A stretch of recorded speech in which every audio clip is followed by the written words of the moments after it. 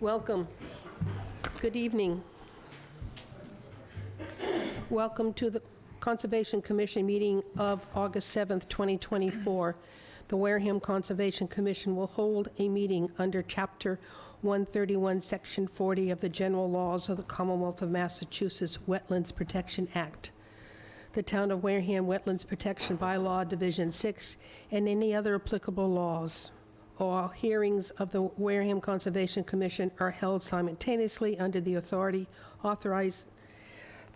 of Massachusetts Wetland Protection Act and the Town of Wareham Wetland Protection Bylaw, Division 6. Although a single decision of the commission is issued, it represents a separate decision under each authority. All matters may involve a decision and possible vote. Roll call, please. I'll start with Jessica. Jessica Park. Paula Jean O'Neill. Carol Melanson. Autumn Wood. Sandy Slavin. Kwame Bardi. Michael Mercier. Scott Sobey. Joshua Faraday. We have a new procedure that will be implemented tonight. It was the recommendation of town council that we swear in all people that will be giving testimony in all our hearings. So for those that are coming up, we will be swearing you in. You may or may not want to swear, but we have to ask. All right, so we are now have our first hearing. Please. Oh, by the way, we have a new clerk, Autumn. Thank you very much. And Carol, thank you very much for doing it for so many years. We appreciate it. You're welcome. So you're up. Thank you, Carol. We're going to miss your carrot cake. I'll bring you one. Okay. Surprise you one night. Okay. Autumn, you're up. Thank you. Notice of public hearing. Pursuant to the provisions of the Massachusetts Wetland Protection Act, General Laws, Chapter 131, Section 40, and the Wareham Wetland Protective Bylaw, Division 6. A public hearing will be held in Room 520, Wareham Multi-Service Center, 48 Marion Road, Wareham, Mass., on Wednesday, August 7th, 2024, at 6 p.m. On the request for determination of applicability for 40 Great Neck Development, LLC, 198 Crane Avenue South, Taunton, Mass. 02780. To confirm that the portion of 40 and 48R Great Neck Road in Wareham, the site depicted on the attached map, area of concern map, is not an area subject to the riverfront area requirements of the Massachusetts Wetland Protection Regulations or the Wareham Wetland Bylaw. Map 17, Lot 1033F/1033C, 40 and 48R Great Neck Road, Wareham, Massachusetts. And who's here to give testimony to this hearings? Good evening, members of the commission. I'm Brad Holmes with ECR. Brian Grady, GAF Engineering. And no, I'm sorry, I was going to, yes. I have a conflict. Yes, okay, and please leave the room. Okay. I'll let it be known that at 6:04, Jessica has left the room. I make a motion to open the hearing. Second.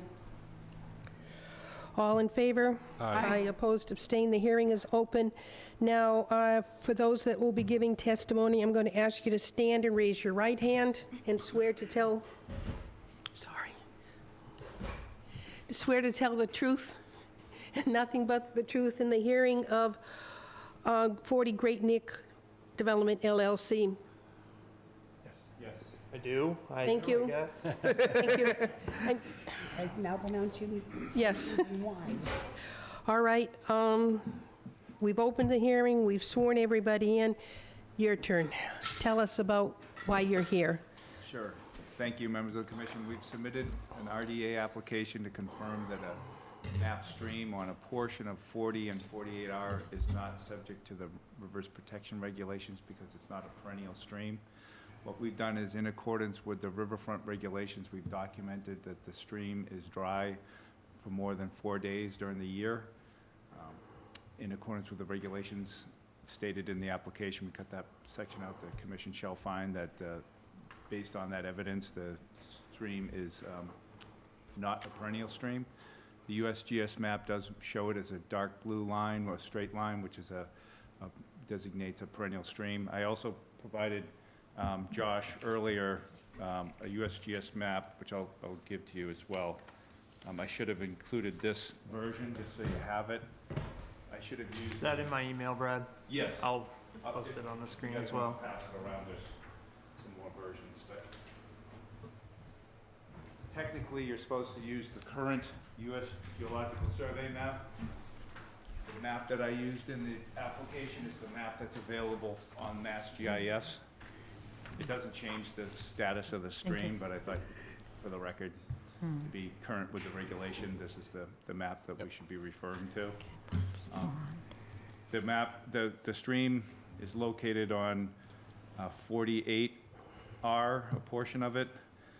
It comes from a pond that's located across the street. It's man-made. It's a very narrow, shallow stream. Been told it was originally hand dug.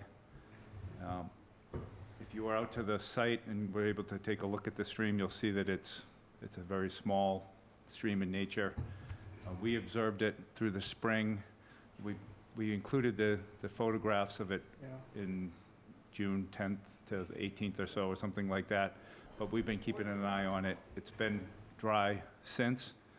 We're not in a drought status. Mass DCR is the organization that documents status of droughts. We're not in a drought status as of the latest posting. So with that, I'll ask Brian, do you have anything to add to that? Not at this point. We'll just respond to questions. The pictures you provided in the documents showed something very dry. I mean, it looked like there had been water flowing, but there was nothing at the time the pictures were taken. So I will ask Paula Jean. I do have some questions. I did climb down over the piece of granite and walked up the stream and said, yeah, it really is dry, and although it's deep enough that it looks like some water went through there to cut it through in the manner in which it resulted in what we see now. It doesn't look like it was very flat. It looks like it was deep. And to me, that indicates that there was some velocity to the water. I have not had time to do a ton of reading. I did want to, but somewhere I had an inkling or understanding that the regulations about the intermittent stream and the riverfront area requirements, there was an exemption if it was man-made stream that changed the requirements. Are you familiar with that Yeah, part? so a canal or a man-made ditch does Yeah. not have a riverfront, such as a mosquito ditch. We've been told that it was hand dug. I don't have evidence of that, so we're not seeking that exemption. That could be something we could look into. But if it was, if that's what you're referring to, you're correct, that those do not have riverfront areas. Okay. What we've used is the documentation of it per the riverfront regs. Sure. To overturn the status of it from perennial as mapped to intermittent. To intermittent. It's still a stream for sure. It's an Yeah. intermittent stream with an inland bank. It's still a jurisdictional resource area. It's just not a perennial stream with a riverfront area. No, is the case that Pope's Pond, it has to do with the cranberry bogs, and when every so often they open that and let water out? Is that correct? I'm not familiar with the operations of, So I live in that general area, so it's a lot of it's hearsay, but it was, oh yeah, that water runs through there really fast and hard, and in fact, when it does, they have to make sure they clean it out or the road floods, because there is a ton of water that goes through there when they open up I pictured like a dam opening up briefly and going through, that they release water from Pope's Pond, and that's when it comes running down there. Yeah, there is a flume structure there that Pope's Cranberry maintains with the boards that you put in so that they can Right, back up okay, water into that's the it, pond. yeah. Yes, so they do maintain that and put the boards in as they need to back up water into the pond, or take the boards out Sure. as they need to release the water, yes. So that would have a bigger impact on the stream than perhaps the rain. Depending on the operations, when they choose to do Yeah. that, but the stream should respond in flow in response primarily to groundwater. Activities up gradient may increase the flow depending on when they choose to pull the boards and release it. If you were there, you may have seen the 2 catch basins in the road as well. Yep, oh, yeah. Those discharge directly to the pipe that goes to the stream. So that stream will flow in response to rain events with runoff coming from the road. But we're working on this project with the owner in relation to other things going on there. So, and we've been working on this site for years for other folks. Yeah, So we're familiar with it. And okay. in my experience, it does flow in the spring, in the winter, but it does dry in response to getting into the summer, in response to the groundwater receding. Okay, I just was wishing I had a little bit more information about that and how it impacts that stream, because it might make the normal looking at it, oh, it's dry for the minimum 4 days, and therefore it's intermittent. It might make that be moot. Well, it's been dry for, as far as They're pretty we've been on dry. continuously for more than 2 months. Yeah, well, if my garden's any indicator, the rain we do get just goes zoom right down into the ground faster than the roots can catch it. I can add that our observations that we've documented weren't the result of blockage of that, putting boards in to stop the flow and getting your data, because that's against the regulations. There weren't any, the boards were free and clear. The pond is down, from groundwater levels, and this source is eliminated and the stream dries up. Okay, thank you. Carol, No questions at this time, thank you. Autumn, No questions, thank you. Tammy, No questions, thank you. Michael, Same here, no questions, thank you. Scott. No questions, thank you. I have a question. If this becomes a stream only because water is released from a agricultural pond that's used for irrigation, is that deemed a stream? Josh, I guess my question is geared to you. I mean, do I consider this a stream if it's under natural conditions, or is it flowing because of a man-made intervention? So the regulations that are stated basically say, the issuing authority shall find that any stream is intermittent based upon documented field observations that the stream is not flowing, which were provided to us. A documented field observation shall be made by a competent source and shall be based upon observations made at least once per day over a 4-day in any consecutive 12-month period. During a non-drought period, which we are not currently in a drought period, nor were we when the pictures were taken. And then it goes on to say a stream not significantly affected by drawdown from withdrawals of water supply, wells, direct withdrawals, impoundments, or other human-made flow reductions or diversions. So one of the regulations that I think supersedes that would be the first regulation of this, where it states that, hold on.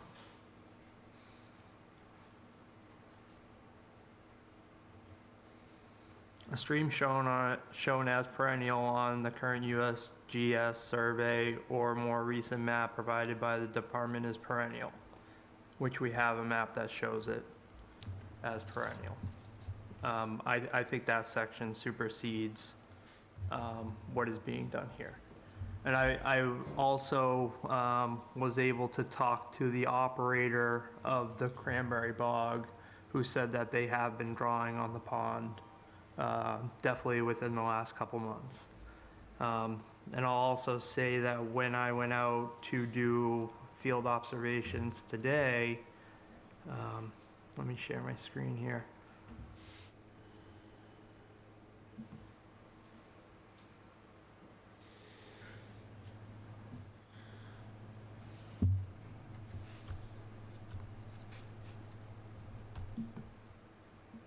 I think the pond has significant drawdown from where the bank normally is to where it is today. I think it's probably down a couple feet from what it normally is, which would probably push water through that intermittent stream portion. Okay. Is there anybody online or in the audience who would like to make a comment on this project? Please come forward and identify yourself. I'm Scott Parr. Please have a seat. Thank you. Trustee of the 39 Great Neck Road Trust across the street, and also a Wareham resident at 87 Oak Street. In the interest of full disclosure, I'm also proud to be Jessica Parr's dad. So there is some relationship here. With your permission, Please. and with gratitude to the commission, I have a set of pictures which I'd like to provide, if I may. Yes, please. Gentlemen? Thank you. Sure. I'm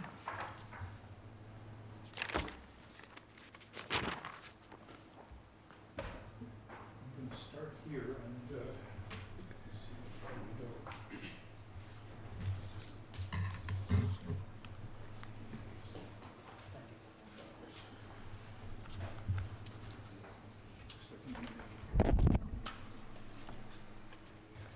Thank you. You're welcome. Thank you very much. And Scott, I have an extra one. Yeah, I'll share mine with Scott, no problem. I appreciate that. Applicant has stated the background to this application, and my submission is to request that there be a finding of applicability and that the commission maintain its stewardship over the areas that are adjacent to the stream. If I could draw your attention to the first map, which is drawn from applicant's submission. It shows that the stream in question is part of a complicated system of flows of agricultural and cranberry bog usage and of support for marshes that are downstream. And it's an accurate picture. If you look at the elevations, you'll note that the flow is from Brandy Hill to the north and to the west, down through Pope's Pond, which is not labeled, but which is the small kidney-shaped pond that appears to be the source of the stream, and then crossing Great Neck Road and following the path of the stream into, ultimately, Broad Marsh and some additional marshes that are closer to the stream itself. Unfortunately, I fear there are some critical elements that were omitted from this plan. If I could ask that you turn to the next page with my admittedly poor graphics ability, I've added 3 elements. The first, furthest to the north and west, I've labeled Gate 1. The second, which drops down, is a pump station, and the third in the middle is Gate 2. So if we continue through the illustrations, Gate 1 is at the north and west portion of Pope's Pond. It is at the nearest corner of the cranberry bog and drainage area that supports the flow from Brandy Hill and down towards the south and east. And it provides a cutoff between that reservoir and catch basin and Pope's Pond. There are 2 pictures of this. You'll see that even in relatively dry periods, there's water in that gate, and it is closed so that no water is flowing into Pope's Pond. As Josh has indicated, pond levels are very low. Continuing, if you'll go to the next page, you'll see a pump station. Now, the body of water to the left of the pump station is Pope's Pond. On the previous maps, it would appear that there's a small stream that feeds Pope's Pond from the area of the cranberry bogs. In fact, it's more a tongue. It's a much broader area, and it's a part then of the pond as the pond opens up into that kidney shape. The pump house pushes water from the pond upstream into the cranberry bog for irrigation purposes. And two pictures of this just showing some of the piping that draws from that extension of Pope's Pond. Finally, I'm showing what's labeled as Gate 2. Gate 2 is at the south and east corner of, it's at the intersection of the stream and Pope's Pond, between Pope's Pond and Great Neck Road. And it is, as has been described, a pretty simple gate with just boards that are dropped down, and it's used to regulate the flow when the cranberry operations are pulling water out of the pond and are using it for irrigation purposes and to maintain the agricultural benefits of that. Madam Chairperson, I think your comment, your question before I sat down was on target, but in somewhat a reverse fashion. Your question was, what happens if man-made factors contribute to the flow? And in fact, when we look at the statute that's been quoted by the applicant, the question is the reverse of that. The test for an intermittent stream, and one I would submit is even more important, where for decades this has been unambiguously considered a perennial stream, is the 4-day test that was appropriately undertaken by applicant, but the conditions to that are it not be in a drought condition, and I think we've agreed there, however dry our gardens may be, the state has not technically defined this to be a drought condition, and it not be I'll read it here because it's complicated. And it not be made on a stream, and it must be made on a stream not significantly affected by drawdown from withdrawals of water supply wells, direct withdrawals, impoundments, or other human-made flow reductions or diversions.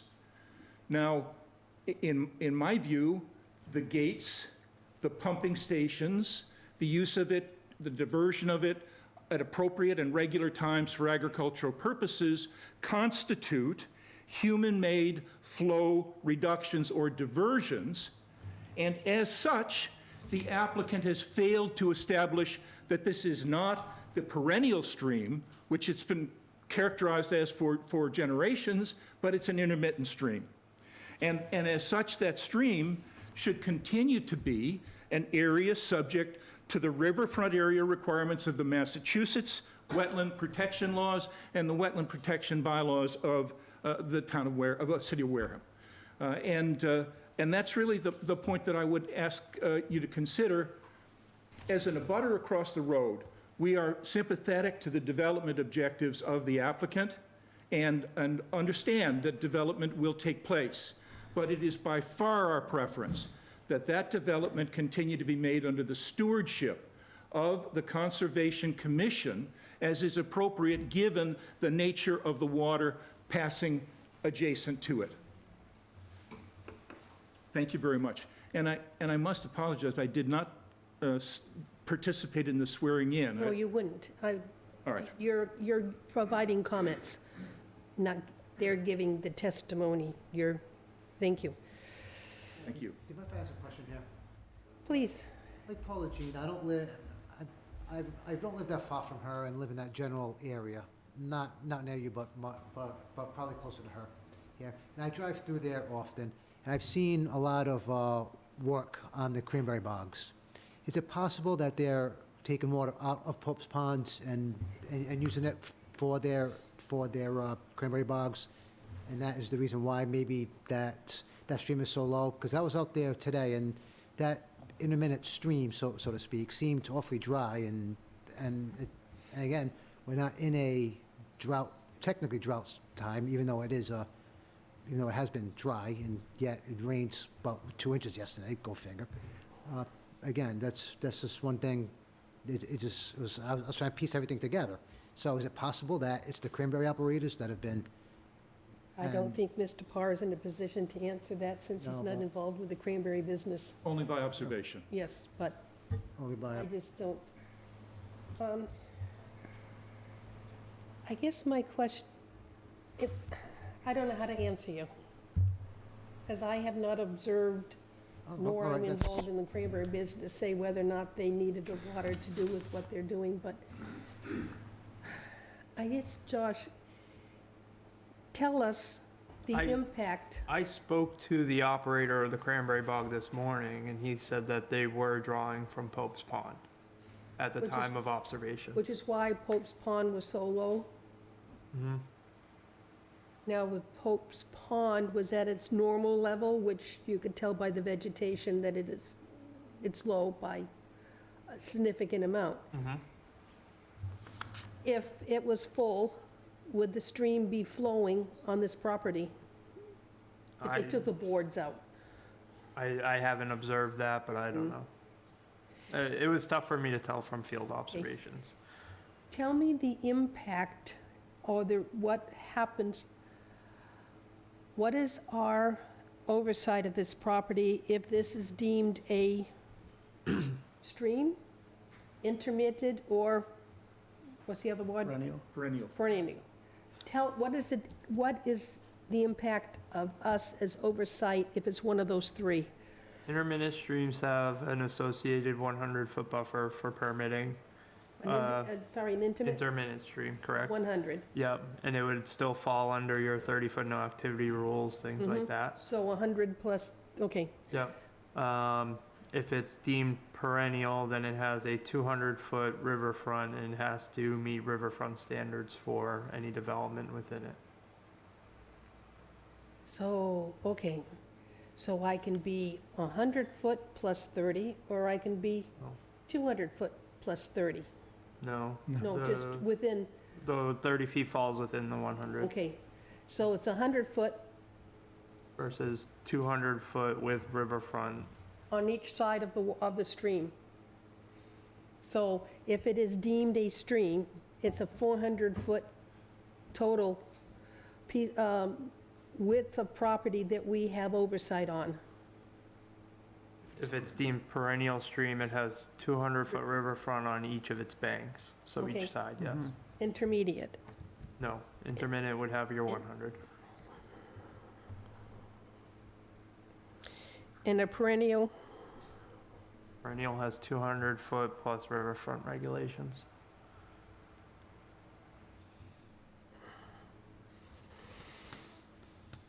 is there anybody else that has comments on this project? Anybody online or in the audience? Yes. If I could just add a couple of comments in response to Mr. Parr.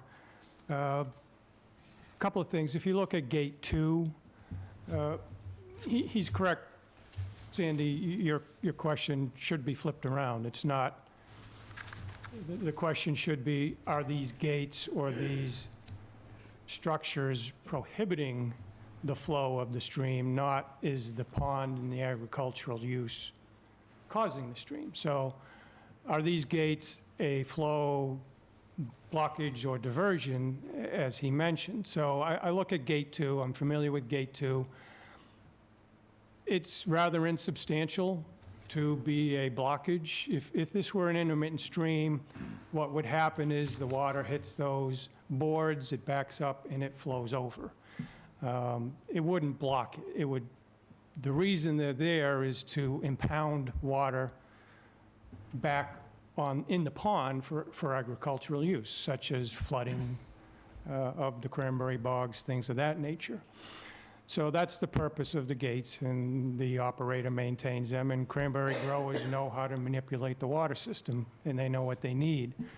And you have to remember also, what's happening is that irrigation water, that flood water goes on the bog, and then it goes back into the bog ditches, and it goes out. It just doesn't disappear from the system. goes onto that cranberry bog, and then it continues into the bog ditches, it goes through these gates that were mentioned, and it goes out of the system. It doesn't go in another direction, it doesn't disappear. So cranberry bogs and the agricultural practices associated with it are largely non-consumptive. When you get into the summer, obviously the cranberry bogs use, the cranberry plants use water to grow, you get evaporation, but largely it's a non-consumptive use, and anything or most of what they use goes back into the system. It doesn't disappear. So the point I'm trying to make is, we feel strongly about our opinion that this is an intermittent stream. It's not dry because of the agricultural practices up gradient. So that's my point. The other point I'll make is Mr. Parr's comment that for generations this has been an intermittent stream, and that's the problem I've seen before on other projects similar to this. Is these USGS maps go back 100, 150 years or more. So when a solid line was drawn on a 1884 USGS map, it was just continued forward. So that's why a lot of what are intermittent streams are solid blue lines on current USGS maps. And I've seen that on other projects I've been involved with for intermittent stream determinations. So we feel strongly that our information is accurate, that this is an intermittent stream. I guess we should probably provide you with some additional information maybe to make you feel more comfortable about it. So, Brad and I can get together, see what we can do, what additional information we can provide. And I think that, as stated, it's a significant withdrawal. So I'm out all the time through wetlands. The groundwater level has dropped. Is the groundwater level, which feeds the wetland systems, is that pond down because they just take out all that water for irrigation, or is it down because all wetlands are groundwater has dropped? So it's something we can look at, and we can provide some more additional information to you. Josh, your comments, please, your recommendations. I think it's tough to say right now whether the drawdown from the cranberry operations are, as the regulations would say, significant. The conversation I had today kind of made me believe that that bog tends to drop that water level quite a bit. He said there are times when they're doing their operations that, that pond will be full and they'll bring it down 5 or 6 feet to almost where you only have a small portion in the center of the pond that has water in it. So,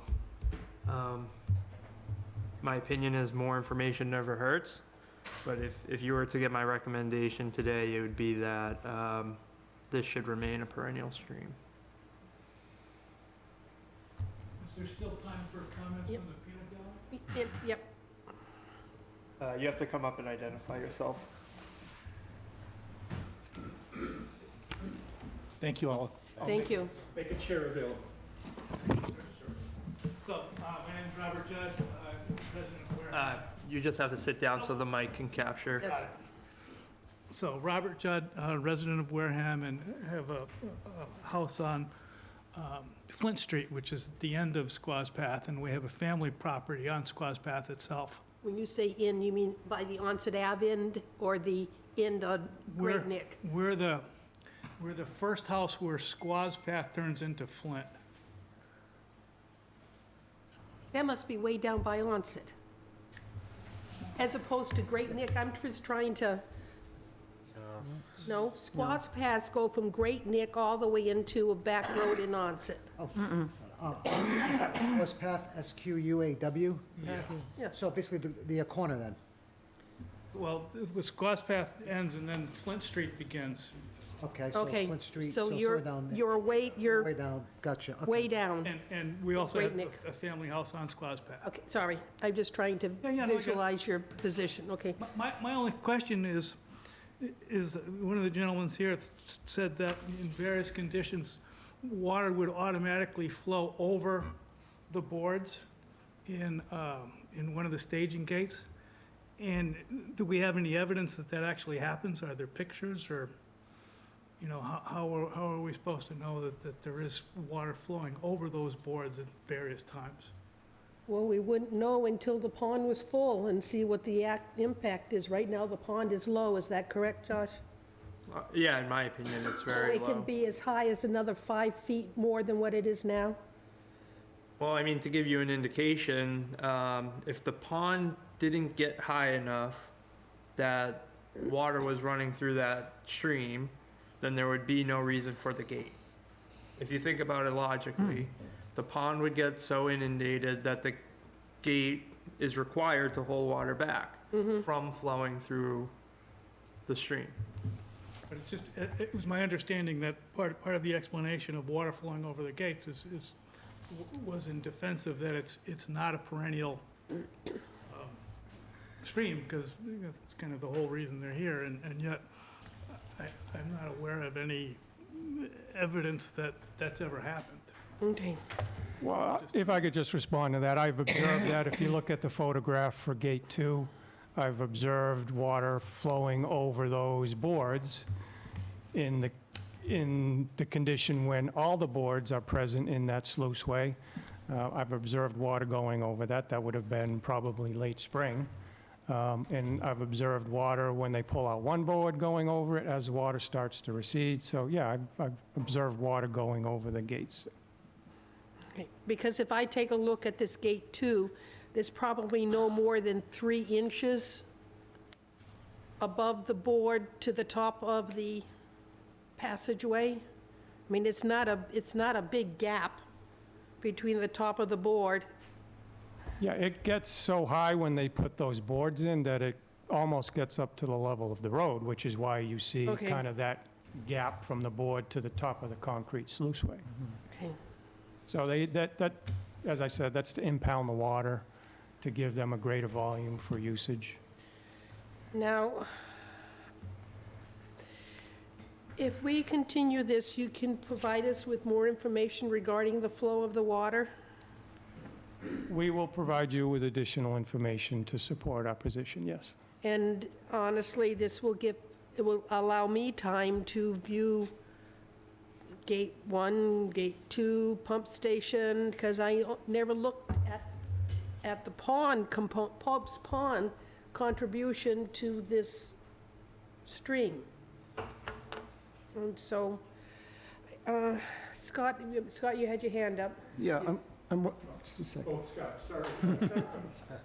I'm just wondering if the applicant has already provided us with evidence that this is a perennial stream.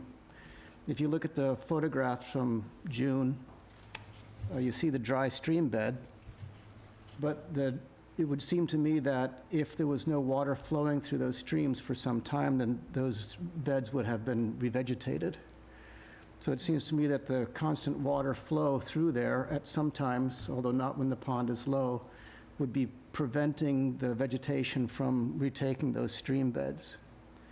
So it looks to me like it has been drawdown that is making these stream beds low at this point, but if they had been dry for some time, then they should be revegetating. They should have had growth within that. That's stream right, bed. that's Yes. right. Okay. I can address that. It's still an intermittent stream. We're not saying it's not a stream, so there's still be a flowage of water. An intermittent stream isn't going to typically revegetate quickly and block it from being a stream. It's still going to have a inland bank, and it's still going to have a stream bed. So I wouldn't expect an intermittent stream to revegetate that quickly. What we're saying is that it's been dry from basically the beginning of June onward. This is new to us as far as this, the information regarding upstream agricultural operations, so we're going to look into that, but we're not saying it isn't a stream. And it's, if you look at it in the field, it sure doesn't look to be a perennial stream or a significant stream. If anybody's been out, I think you I said saw you it were this out. morning. It's a very small stream. It's probably, I mean, you could one gate of a step, you'd get over it. It doesn't have much of, it doesn't have significant undercutting on either side. So it appears in the field to be an intermittent stream just by visual. But again, as we said, we get you some more documentation. Okay. And just one quick question, a point of information, whatever, and forgive my ignorance, but is the stream regulation different from the just pure wetlands swamp regulation? Josh?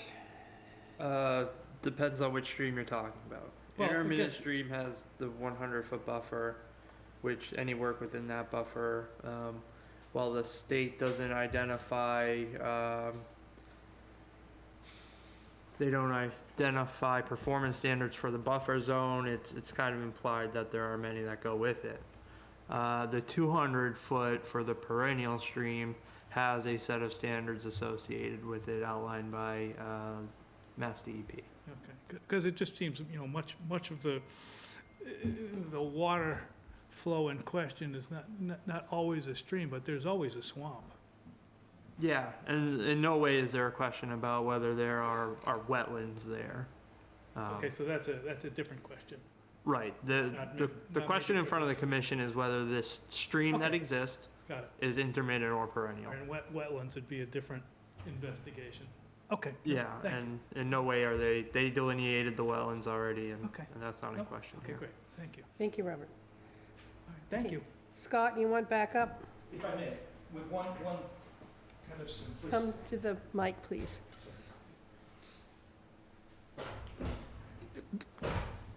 There's a kind of a simplistic approach that you might consider.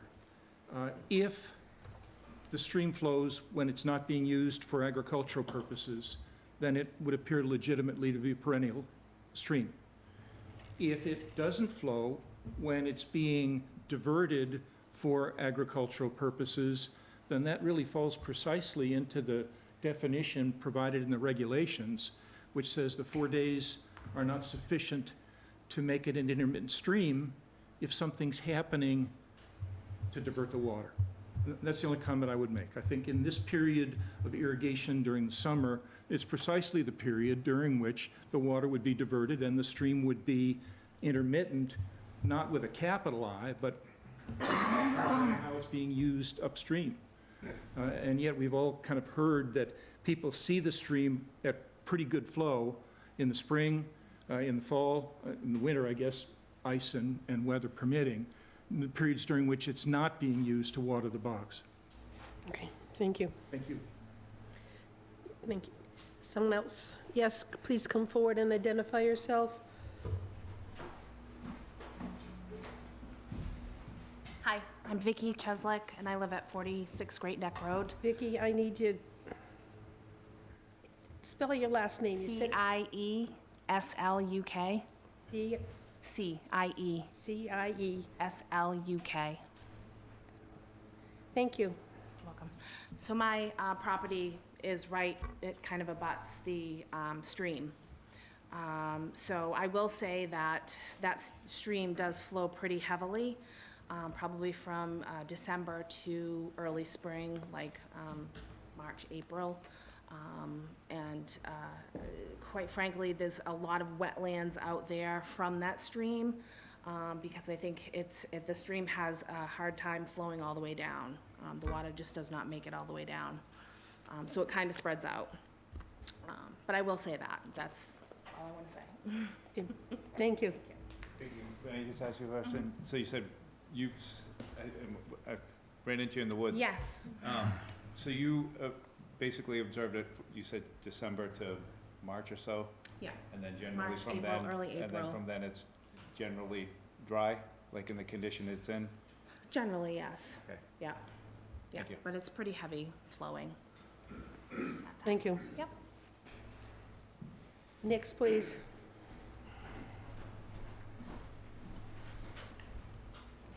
How you doing? Todd Cheslick, 46 Great Neck Road. Who?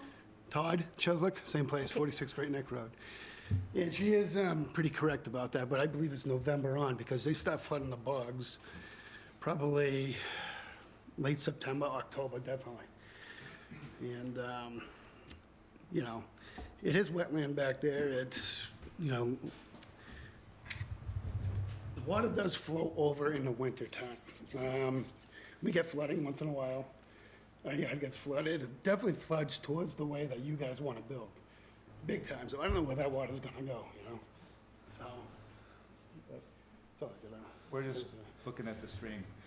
Yeah, that's a stream, it overflows, yeah. It fills up in the winter, comes across, and it just overflows everywhere. So if you guys build, that water's gonna have to go There's somewhere. Well, Right, that that's wetland goes another- into a big wetland system in the Yeah. back that I'm familiar with what you. Okay. All right, well, I'm just saying that, that thing is used a lot more than you think.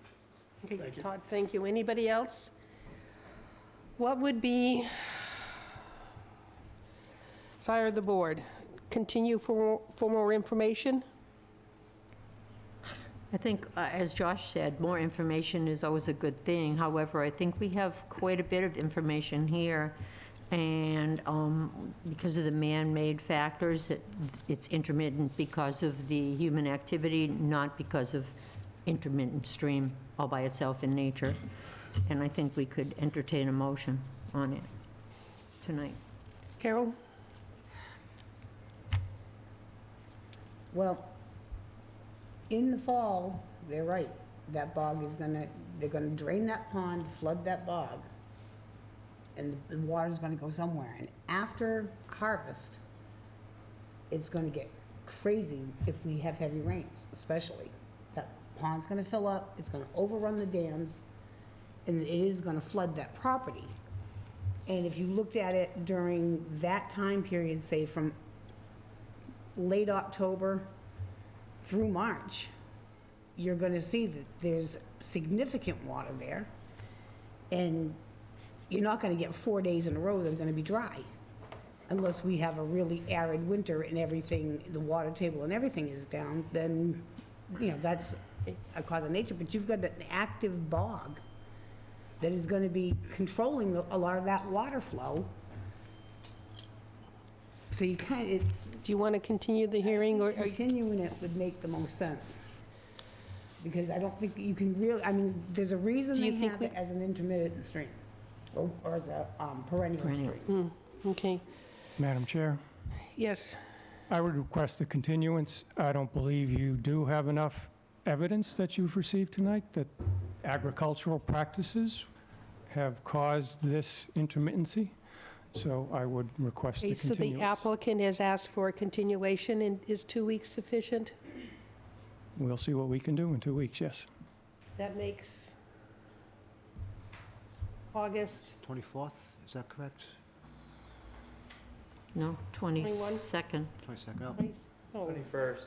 21st. 21st. that was close. Today's 7th. Scott? So some of the data that I would like to see is, would come from the Cranberry operators, and that is how many acre feet they draw down on whatever dates that are available, so that we could see if there's a correlation between the stream running and the man-made activity. Okay, all right. The applicant has requested a continuation until August 21st. Yeah, are we allowed to request specific data? Yeah, yes. Yeah, so I'm also looking at the Massachusetts Wetlands Protection Act, and in section 10.58, there are 3 other conditions prior to the observation conditions that define a river stream as being perennial and whether it's intermittent, but specifically section C under 1058 is a stream shown as intermittent or not shown on the current USGS map or more recent map provided by the department that has a watershed size less than 1 square mile is intermittent unless, and then there's a little bit of reading after that. So if we could please get some more data on the watershed size, then I think that would be helpful. And what that pertains to is, it helps to understand the stream system, but what that pertains to is if you have a mapped intermittent stream or not a mapped stream at all, you look at the stream stats to see what the watershed area, and you can have, because of that watershed area, it may trigger an intermittent stream to a perennial stream. The only way you can turn a perennial stream to an intermittent stream is through the documentation of dry status or no flow conditions.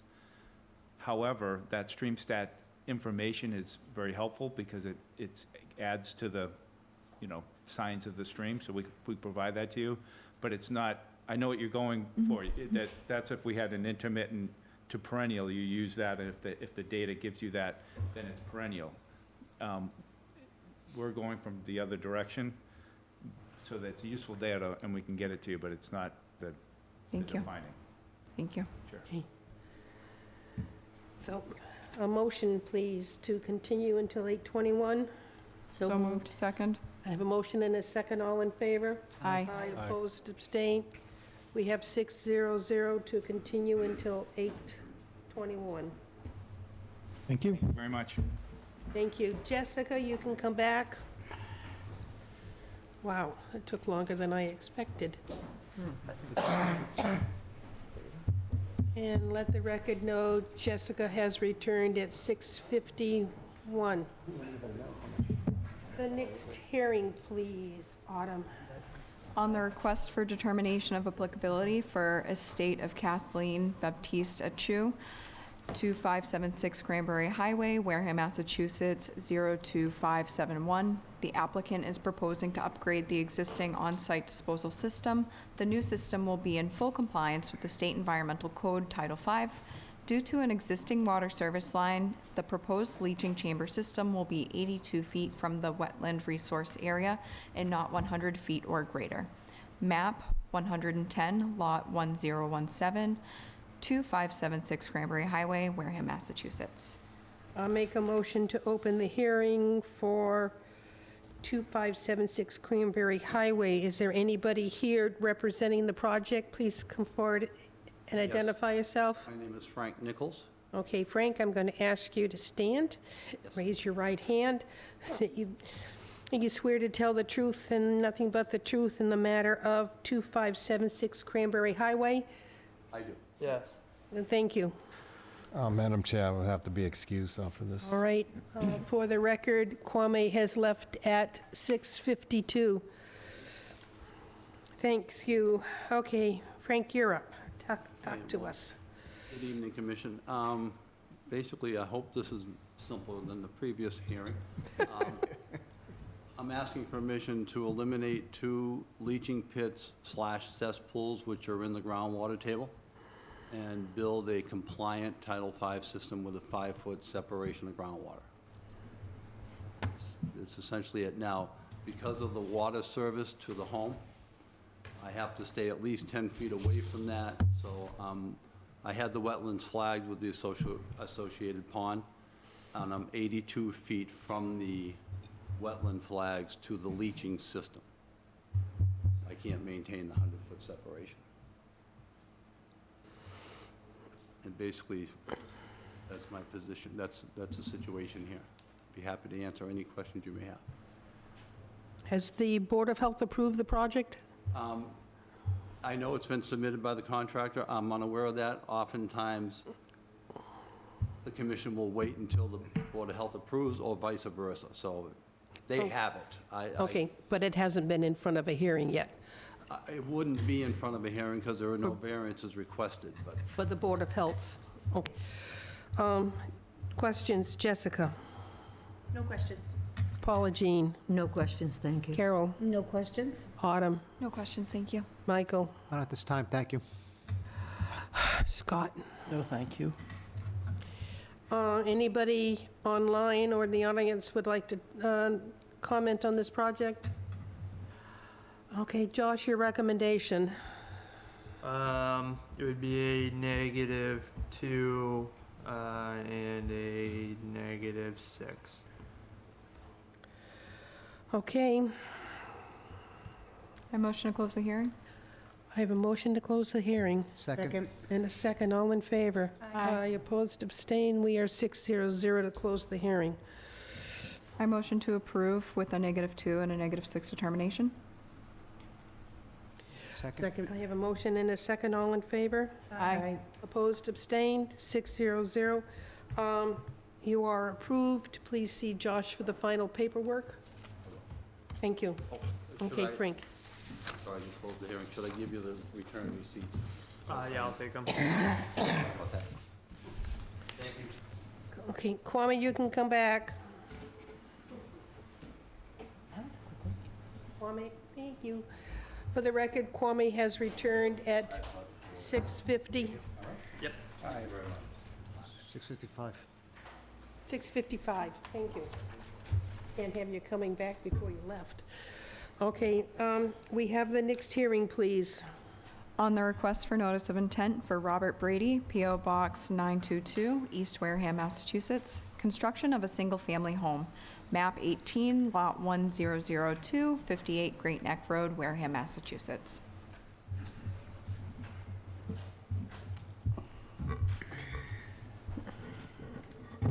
Can you please identify yourselves, please? You're representing the project. Yes, we are. My name is Bob. This is Linda. We own 58 Great Neck Road. Okay, Bob and Linda, can you please stand and raise your right arm, right hand? I swear to tell the truth and nothing but the truth in the matter of 58 Great Neck Road, Wareham, Mass. Thank you, both of you, all three of you. And I formally have to ask that I'm going to make a motion to open the hearing. I keep forgetting to do that. I motion to open the hearing. Yep. Second. All in favor? Aye. I keep forgetting to do that. Okay. All right, Bob, Linda, you're up. Talk to us. Good evening. Thank you. First, I'd like to start to apologize to a few of the members that visited the site, just because I was taken aback by surprise that I didn't know anybody was coming. But in that, and because I run and operate a dog kennel business on the premise, I was a little bit cautioned that I was not given any notification. And so I apologize if my reaction was a little bit gruff. And I think you visited today. I tried to visit today. There was a happened to- gate. I opened the Yes. gate. I did walk on the property, so I did kind of saw it, so Get I... a sense of, by the plan, what's Correct. going on? Okay, good. For those that haven't, and for those that have, I will explain what it is that Linda and I are trying to do. We bought the property back in 2016, and we got our approvals to develop the site with what we now have as our auxiliary kennel business in a building of its own, together with a denitrification system, together with then the house that we intend to live in. We were sort of, what's the right word? Crushed for time in that it was a major undertaking that we started in 2017. We built our auxiliary building. We relocated our kennel business from another part of Wareham. The denitrification system is in the ground. It is designed to accommodate both the kennel building and our home. In 2018, Linda was diagnosed with cancer. So of course, building a house was the furthest thing from our priorities. Today, 5 years later, and our conditions expired. We submitted a request to ask for an extension, and that was refused. COVID was right on the tail of that, and so further, the development of a home was not yet still a priority. So having to resubmit all of our engineering, and together with now having been there 5-6 years, we have witnessed a significant sea rise already. I would venture to guess, I don't know if you're familiar with the site, some of you that were there, we're surrounded by 40 or 50 acres of marshland, and we have witnessed in this period of time at least a 2-foot sea rise, easily. And so our concern is that that's just going to continue. If you understand the plan, you'll see that the location of the home approved is anywhere between an 8-foot elevation and maybe as high as 12. That's the topo at that location. What we are asking to do, and that is in that location because of Broad Marsh Creek having been designated as a river, which actually has the former Hearing estuary that drains into said river. Long story short, so now there's the Rivers Act.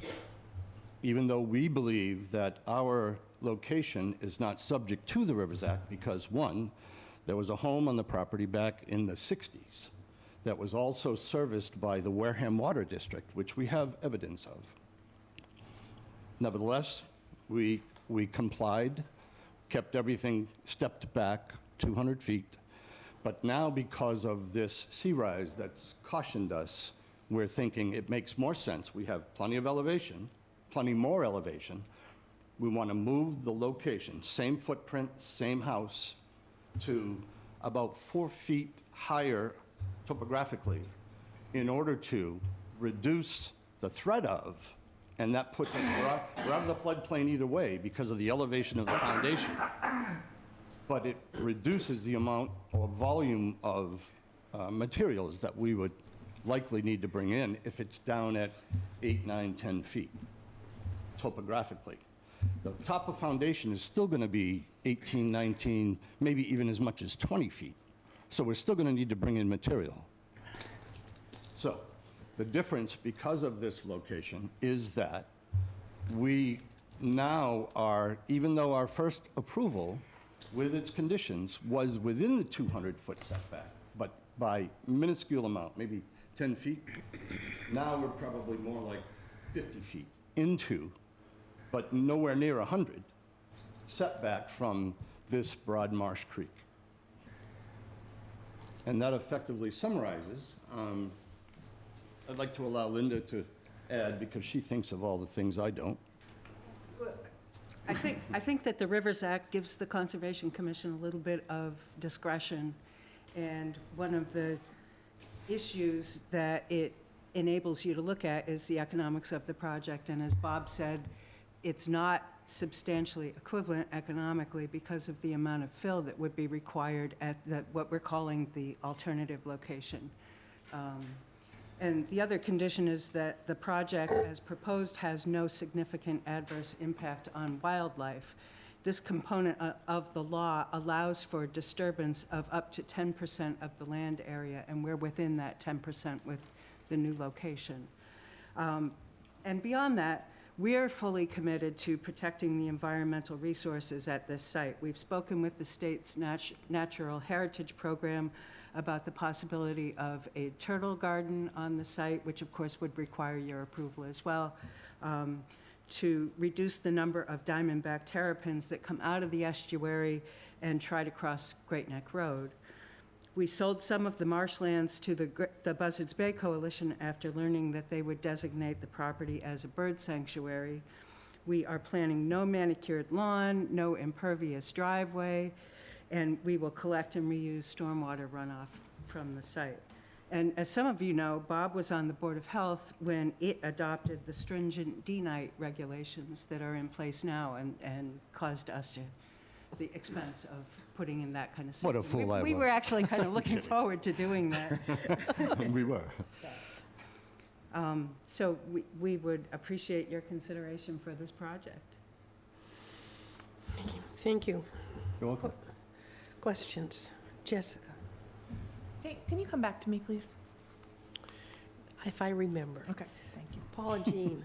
No questions, thank you. I was there and saw it and heard the plan, and pretty clear. Carol, No questions, thank you. Autumn, No questions, thank you. Kwame. No, I went there last week. A lot of chickens running around. I think there were a couple of chickens running around, but no questions. Michael. Yeah, I do have one. The report says that there are endangered species on the site. Does that happen to be the diamondback terrapin, or is it something else? It's actually two species. It's the diamondback terrapins, which are in the creek, and there's a type of tern, I believe it's called a roseate tern, it's designated for that reason. Right. And have we received clearance from the state yet? Yes, By that- we include, I think we included in our application. We've been in touch with them. They came out and did a site visit. Effectively signed Gave off. us the sign off. All right, okay, thank you. Should be in the folder. Scott? Yeah, so I wanted to see where the house was going to be located and the driveway, but there's nothing was staked, so that I already expressed to you that was kind of frustrating for me to not be able to see where those were going to be. Part of the reason for going on a site visit is to look at the actual location and get a feel for grade, for the species of plants that might be there, and so on. And I felt like I was really hustled off the property. I know you had a customer coming, but I didn't feel like I was welcome to investigate the site as much as I would like to have. And it looks to me like all of the project is within the protected zones, and in some cases overlapping protected zones between the river and the marsh area. Is that correct? River and marsh? Yes, some part of it is overlapping. You mean the location, the new location for the house itself? Yes. So do you have a plan here? I'm looking at one. Josh, can you bring it up? Yep.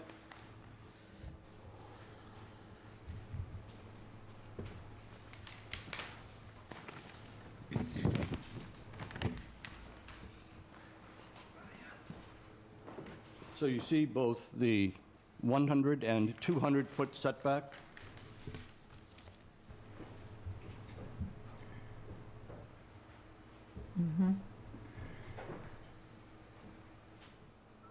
So this first blue dotted line, that is the 100-foot setback from the actual Broad Marsh Creek. No, the one more forward. Or the creek is south. I don't know if there's a map. Okay, so that's, Yeah. see the. Maybe it'd be better if I just defined them for you. So here you would have what is the top of the coastal bank. Here is your 30-foot offset to the coastal bank, and then here's your 100-foot offset to the coastal bank, which Scott is right, it falls within the 100-foot coastal bank offset. Moving on, you have this green line here, which would be the delineation of the salt marsh. This is the 30-foot offset of the salt marsh. And then this line here is the 100-foot. This is actually the 100-foot, not that. That's a 100-foot coastal bank. I'm sorry. Yeah. That's 30-foot coastal bank. Yeah, that's 30. 30 foot from Yeah. the coastal bank. Yep. That's the Bank coastal offset. Yep. Yeah, 100 foot, right? coastal bank, yeah. Right, 100 foot. No. This line here is the 100-foot riverfront. That's what we're talking about, the river. Scott had questioned whether or not the project falls within riverfront and other resource areas, which it does. Okay. Okay, but it's the setback from the river dictating the location.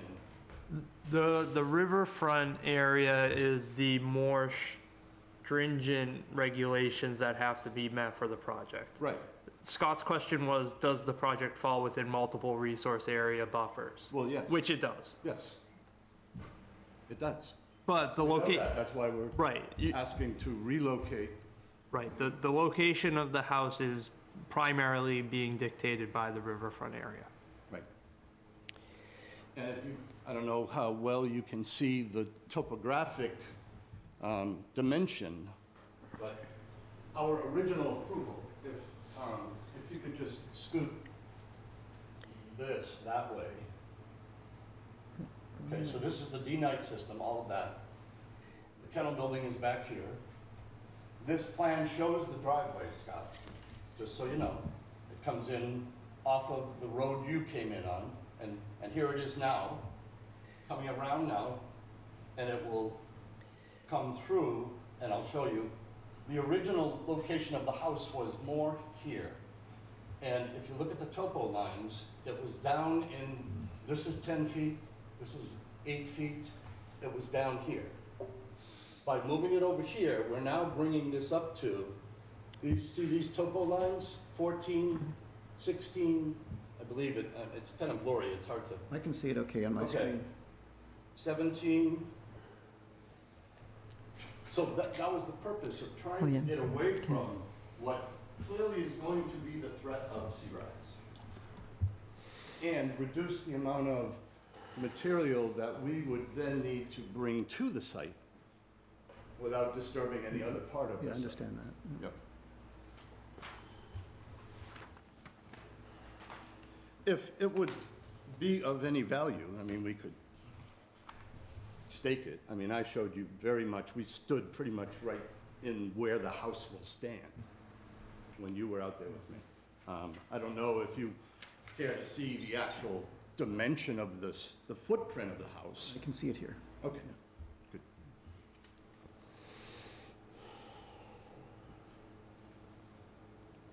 Is this request not just for the single-family home, but for the driveway? Well, the driveway would still come in pretty close to where the original approval was. But, okay, but that order of conditions expired, so you're looking for a driveway and a home at this particular, That's a included, dwelling, right, yeah. that's okay. included in his A plan. driveway and a dwelling, Right. okay.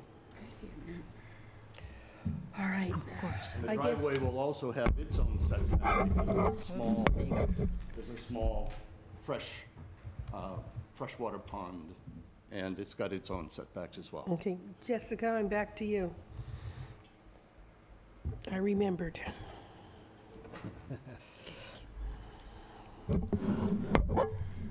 I suppose I don't have any questions. Anybody online or in the audience would like to comment on this project? Okay, Josh, your recommendation. The recommendation would be the issuance of a standard order of conditions.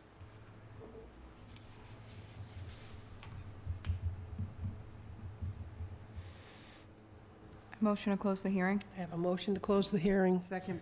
And a second. All in favor? Aye. Opposed, abstain. Its hearing is closed, 700. I motion to issue a standard order of conditions. Second. I have a motion and a second. All in favor? Aye. Aye. Opposed, abstained. Vote 700. You got it. Just see Josh before you start any work on it for the finalization of the paperwork. Great. Thank you. Thank you very much. Take care.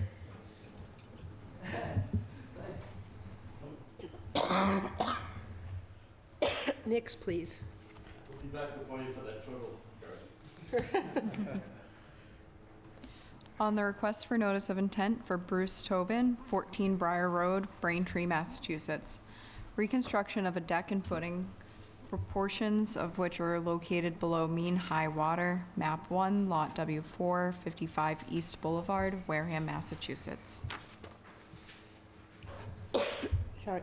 I'd like a motion to open the hearing for 55 East Boulevard. So moved. Second? All in favor? Aye. Aye. Opposed, abstained? Please identify yourself. Bruce Tobin. Bruce, will you please stand and raise your right hand? You too, Josh.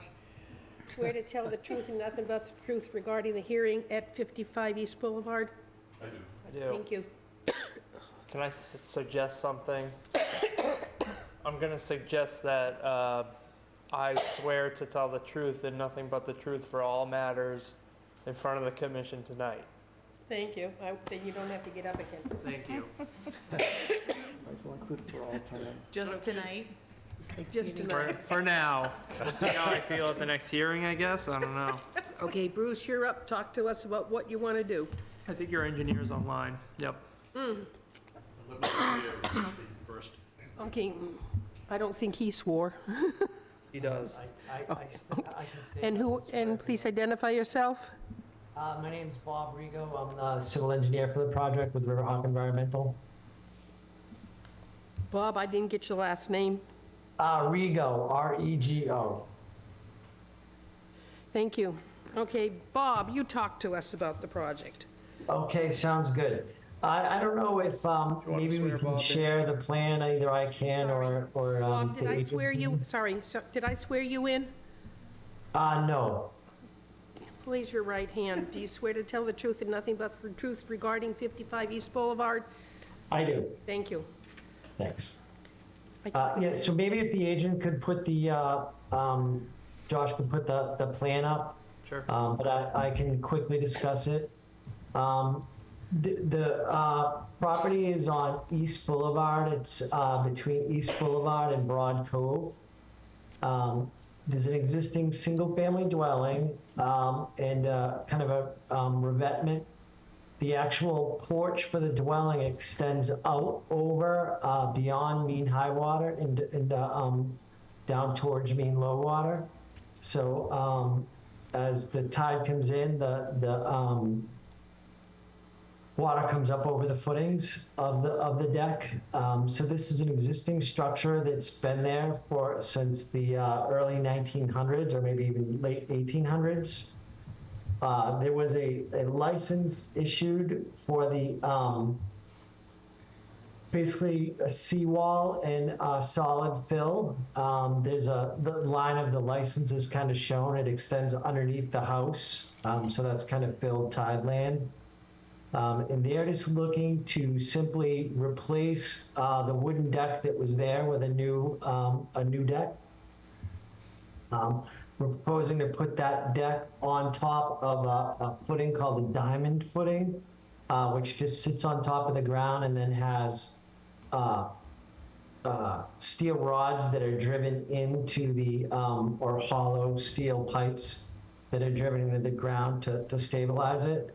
And then from the footing up, we are proposing an ACQ type treated wood and avoidance of CCA type pressure treated lumber.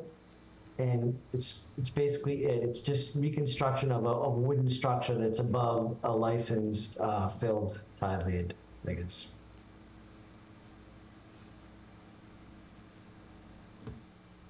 And that's all, and if the commission has any questions. Okay, thank you.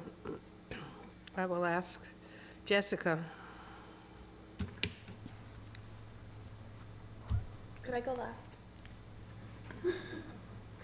Okay, Paula Jean. The only question I had, I'm sure I know the answer, that yes, of course, you will be removing all the pieces of concrete and debris and cinder blocks and everything that's underneath there along the shoreline, correct? Yes, Yeah. that's correct.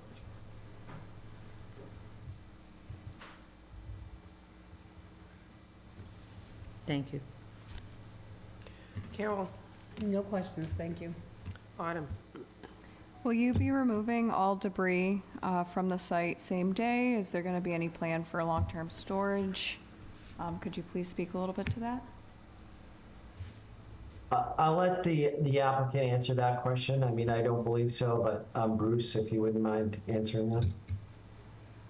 I don't know how long it'll take, but I'm not happy with the debris that was underneath the structure when we purchased the place back in December.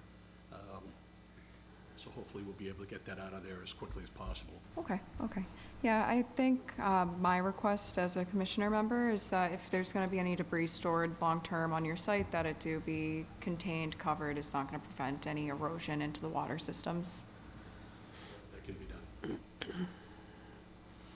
Kwame.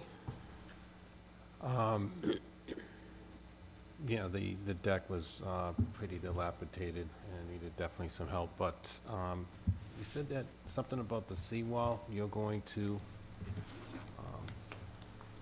do something with too as well? No improvements proposed to the seawall at this point, no. Oh, Just footings for the deck and no seawall improvements at this time. Oh, okay, and so those stairs leading down to the water, you're gonna probably do something with that, I imagine. Yeah, replace those in kind. I guess they weren't shown on the thing, but yes. Just put those down to the existing location. Kind of, they're broken off now, but replace them in the exact location they were. Thank you. Thanks. Michael. Yes, when I was out there earlier today, there was a crate of, bunch of bags which are saccretes, concrete, basically. Work hasn't started yet on the project, has it?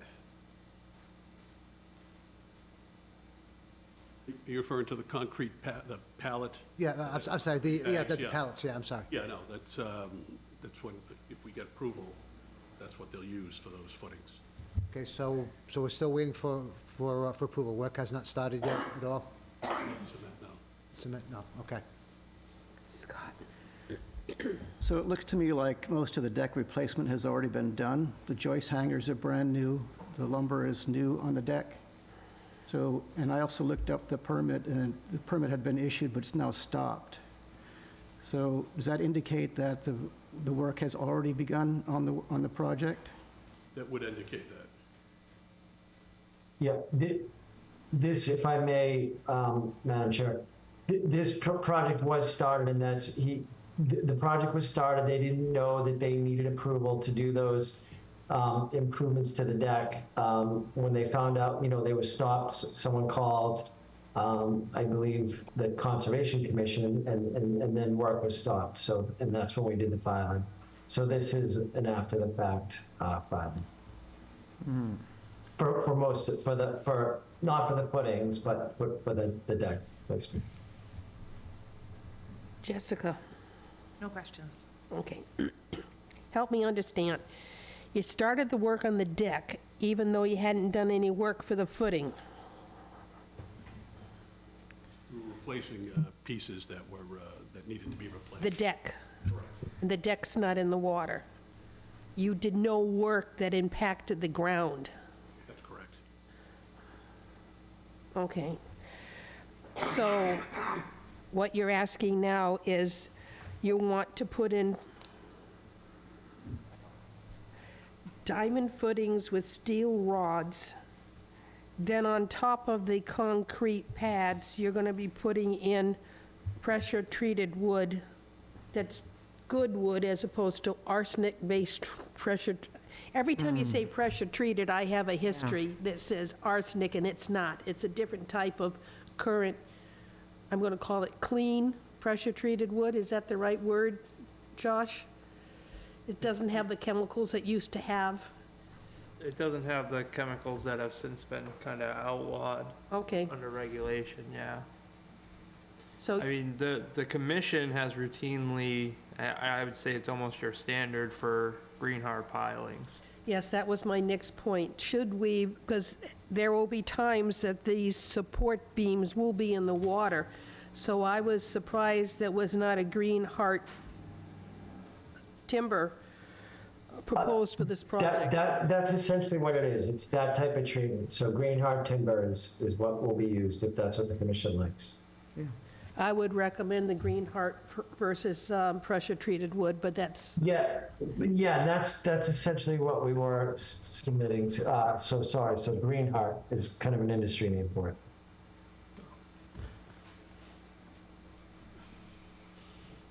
does anybody online or in the audience would like to comment on this project? Josh, your recommendation? It would be an approval of the project with your standard order of conditions, with a few special conditions being the removal of debris from the site, or if there is long-term storage of debris, that it be covered and surrounded with erosion controls. And then that the footings have green heart piling, which I guess is an industry name, to hold up the deck.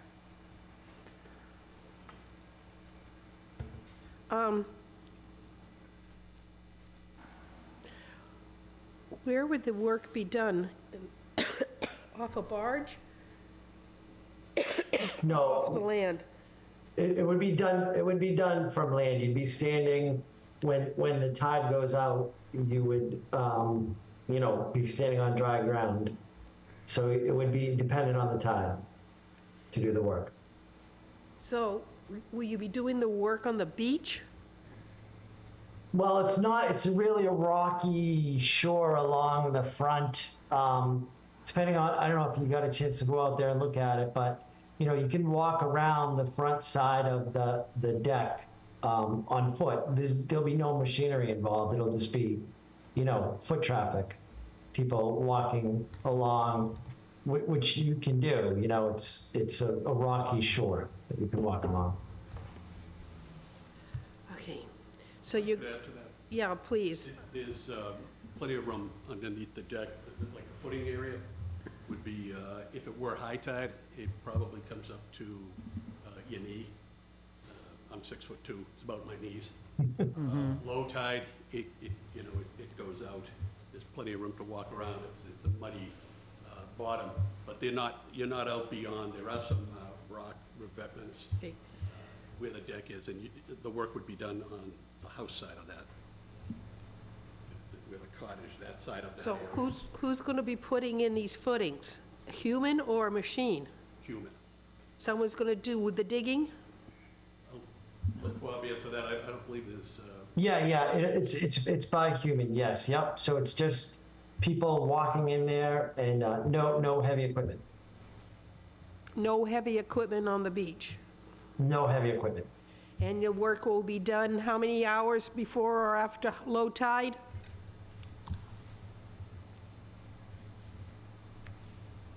I'm asking, I'm going to put a limit in the order of conditions. I would guess, I'm not sure how far what the range is, but there's probably a few hours before and a few hours after high tide that the work can be done without. So 2 hours before or after low tide?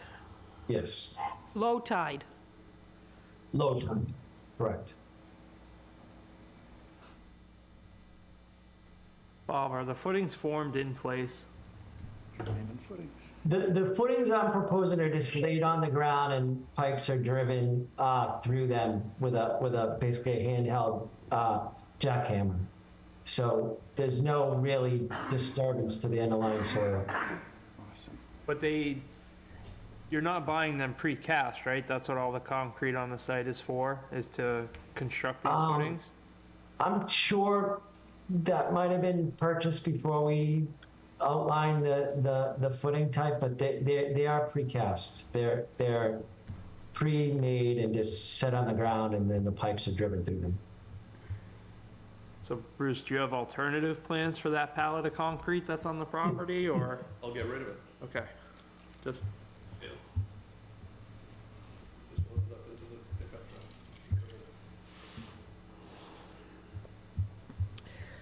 truck. Okay. I guess, Josh, your recommendations. Green Heart, standard order conditions, remove all the debris. If there's any debris stored on site, keep it covered. And work is to be done 2 hours before and after low tide? Did I miss anything?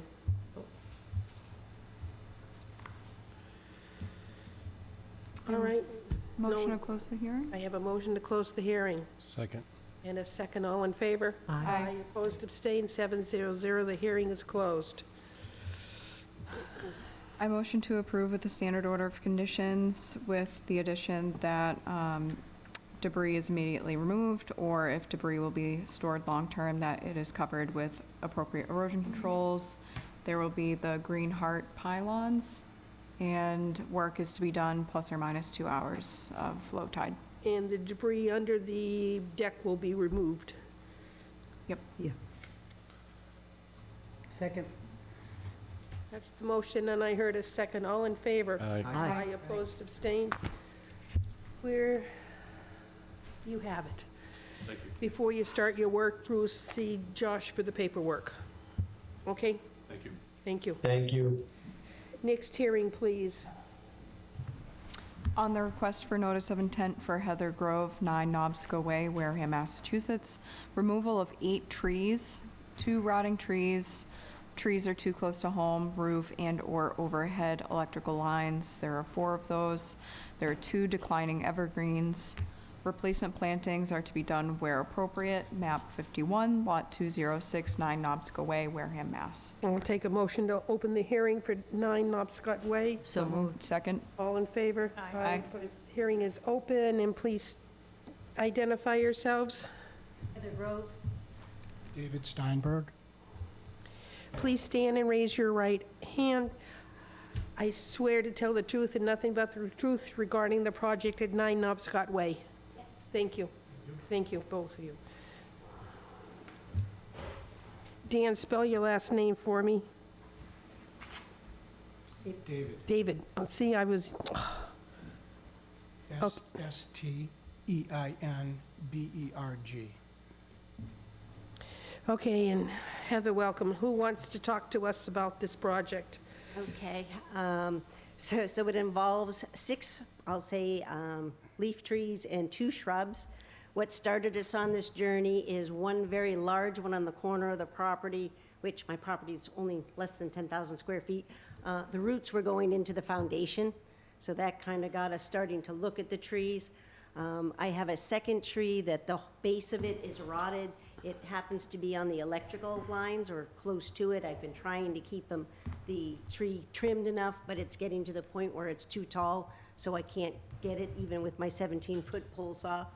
The next trees are 2 pine trees that are close enough to the house. They're making the house green. They're probably 4 feet to 5 feet. We all know pines have very shallow root structure, so I'm worried about that. The next tree is again very close to the house and overshadowing. Then we go on to the water side. The arborist has said that that tree is rotting. There's a hole in the bottom that he nicely stuck his hand into. Again, it's gotten too tall for me to prune. So with the storms of this past winter, I'm much more, shall we say, nervous about them, the way they're rocking and rolling.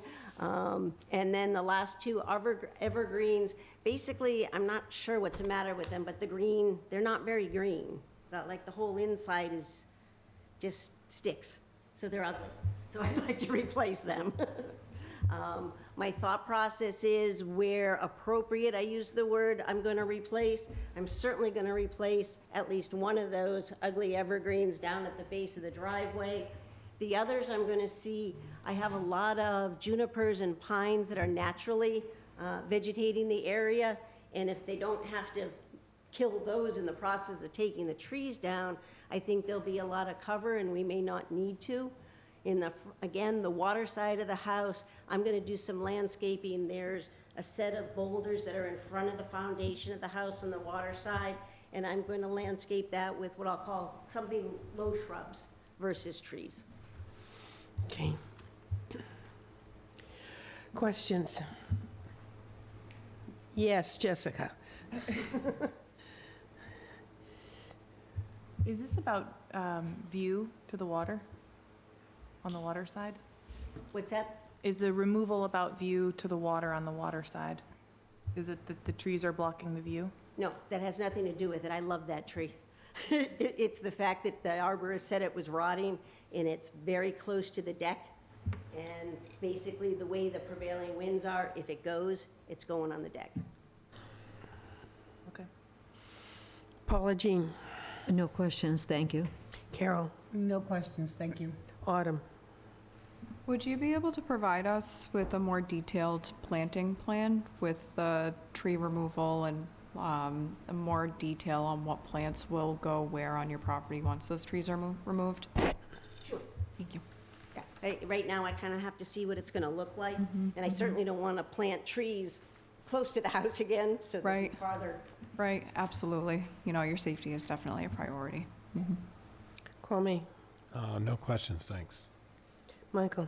No questions, thank you. Scott. No questions, but I just want to remind you that if you're going to do any landscaping down close to the water, that you might need to come back again or have Josh look at it, whatever. Make sure you stay in compliance. Is there a specific set of rules that you can point me to so I can make sure that I do the appropriate thing? Wareham bylaws. Well, we recommend that you use native vegetation. Yeah. No invasives.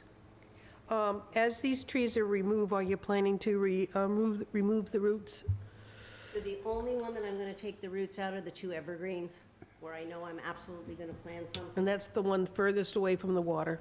Yes. So everything will be cut to the ground level and it will rot away? Anybody online or in the audience to talk to this, speak to this project? Josh, your recommendation? I missed quite a bit.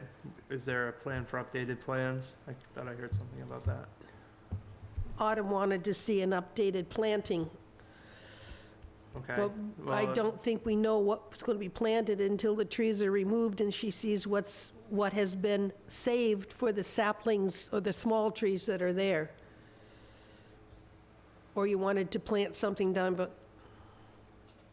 No, you could approve it with a condition that after the removal of the trees, the applicant will come back with a plan for revegetation. so we could ask for a RDA for plantings. No, you could just have it wrapped in with this order of conditions. Just, review of- after the removal, the applicant should come back with a replanting plan. Is that all right with Okay, you? and then we'll sign their certificate of compliance under that condition, that we correct. receive it. Understood. correct. I'm happy with that. Thank you. Okay. Motion to close the hearing? Second. What, Josh, your recommendation? I'd be to approve with your standard order of conditions, and after tree removal, the applicant should come back with a plan to replant. Okay, now we can close the hearing. Motion to close the hearing? Second. A motion to close the hearing and second it, all in favor? Aye. Opposed, abstained, we're hearings closed. I motion to approve with the standard order of conditions, and that after tree removal, the applicant will update the commission with a planting plan. Second. I have a motion and a second, all in favor? Aye. I opposed, abstained, 700. You have it. See, Josh, before you start removing the trees for the paperwork there, to support it. But you got it. Okay, Okay. Thank you. so at this point, just, the last time I talked to the person removing it, he said Up to the 19th. So there is an appeal period with Mass DEP, and the recommendation, it's a 10-day appeal period. And normally what we tell people is if you were going to do work, you're taking a risk of, if it is appealed, then you may have to, revegetate what you had removed. It's just a risk you're gonna have to take, Okay. if that's what you want I to was do. gonna say, based on the weather, I'm guessing it'll be the week of the 19th, so it'll be the 10 days. Gotcha. Thank you. Thank you. Next, please. On the request for notice of intent for Mark and Elizabeth DeNovellis, P.O. Box 32, Onset, Massachusetts. Applicant is proposing a small one-story addition to the existing home, which will connect to existing accessory structure. Applicant will also be reconstructing a portion of the front walk and installing roof drywells. Map 2, Lot 24, 25, 9, 11 Captain Collis Drive, Wareham, Massachusetts. Thank you. Make a motion to open the hearing on 11 Captain Collis Drive. So moved. Second. All in favor? Aye. Opposed, abstains. The hearing is open. And who is here going to give testimony for this project? Brian Grady, GAF Engineering. Mark D. Novellis, 11 Captain Calls. Thank you. Please stand and raise your right hand. Do you swear to tell the truth and nothing but the truth regarding the project on 11 Captain Collis Drive? Thank you. Okay. Thank you. As just read in the advertisement, the applicant is proposing to, if you've been to the site, you see that it consists of 2 buildings, 2 dwellings. There's a smaller accessory structure and then the single-family home. They are proposing to connect the 2 structures with a breezeway, a single-story addition with a pergola out front. As part of the project, be installing some roof dry wells. The front walkway is going to be reconstructed up to the point just past the front entryway, which that covered entryway will be reconstructed as well. These activities occur within the coastal 100-foot buffer zone to a coastal beach. We do have a DEP file number. There were no comments on that. And if we could respond to any questions. Jessica. No questions. Paula Jean. No questions, thank you. Carol. No questions, thank you. Autumn. No questions, thank you. Kwame. No, no questions, thank you. Michael. No questions, thank you. Scott. No questions. I have none. Is there anybody online or in the audience who'd like to comment on this project? Josh, your recommendations. Approval with your standard order. I motion to close the hearing. A motion to Second. close the hearing and a second. All in favor? Aye. Opposed, abstained, 7-0. Hearing is closed. I motion to approve with the standard order of conditions. Second. I have a motion and a second. All in favor? Aye. Opposed, abstained. Okay, you have it. Thank you very much. See Josh before you start any of the work. Okay, thank you. Thank you. Next, please. On the request for notice of intent for Fairs Realty Corp., 156 Main Street, Buzzards Bay, Massachusetts. Project consists of raising and reconstructing the existing gas service station and adding a convenience store with drive-through window. A portion of the building, access drive, utility installation, site grading, and landscaping will occur within the buffer zone to a bordering vegetated wetland. Map 12, Lot LC10A, 3037 Cranberry Highway, Wareham, Massachusetts. Thank you. I need a motion to open the hearing for 3037 Cranberry Highway. So moved. Second. I have a motion and a second. All in favor? Aye. Opposed, abstained. The hearing is Open. open. Thank you. I'm getting tired. Please identify yourself representing the project. Brian Grady with GAF Engineering. I'm sorry, Brian, please raise your hand. I swear to tell the truth, but nothing but the truth regarding 3037 Cranberry Highway. Thank you. All right, talk to us about this. All right, thank you. I don't know if any of you were able to visit the site, or you may be familiar with it anyway. This is an existing gas station, Cape Cod Gas, adjacent to Waterways, which I know you're fondly familiar with. So what they're looking to do here, this gas station is 70-plus years old. It's served its life. They're looking to bring this into the year 2024. Business has been impacted by the recent Cranberry Highway construction with the median. Significant loss of business due to that activity. So they're looking to raise the existing structure, construct a new gas station with convenience, fuel dispensing stations. We are respecting the 50-foot no activity zone for a commercial structure. For a wetland not on-site, it's located off-site.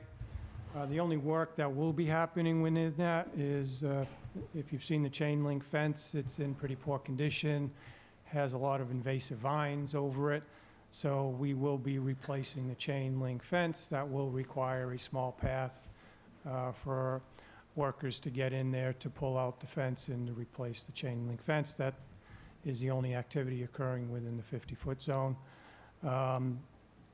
Minor activities, a portion of the store, the drive-through lane behind it, some parking and some utilities will be happening within that 50 to 100-foot buffer zone.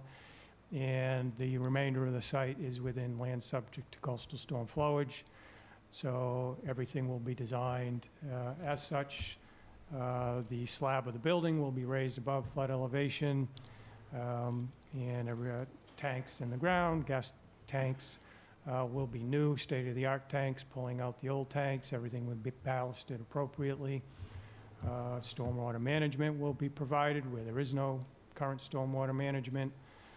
And that's the project in a brief summary, if I could answer any questions. Jessica. No questions. Paula Jean. That's a big investment for a place that is losing its business due to access. However, that's neither here nor there.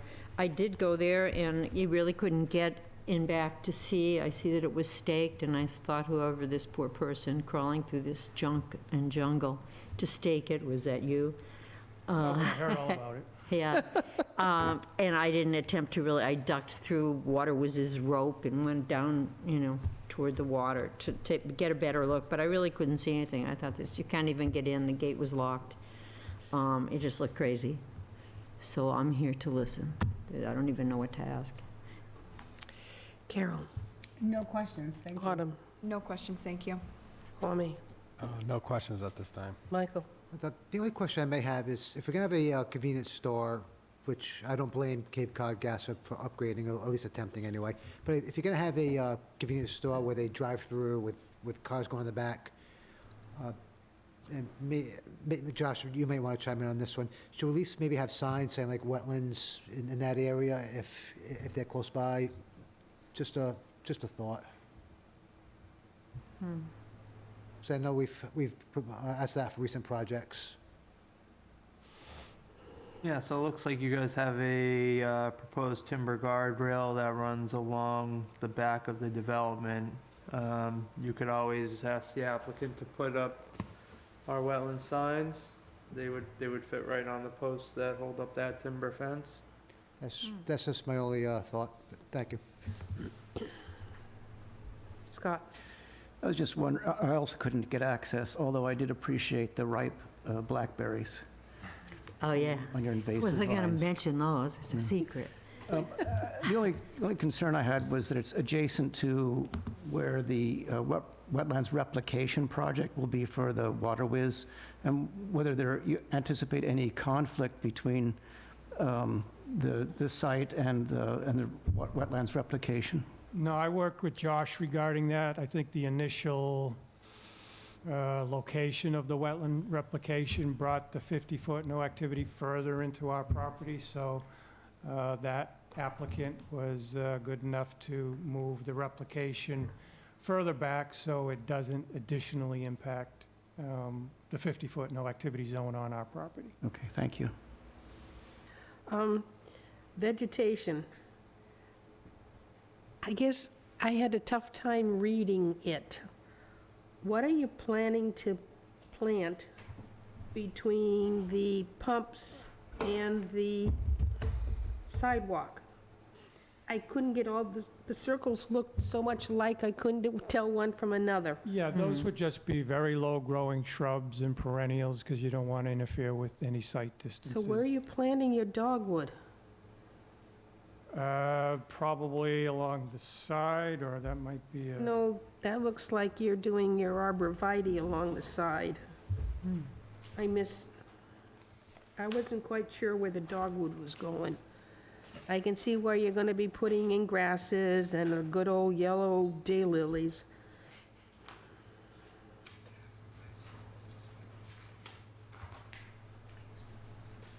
But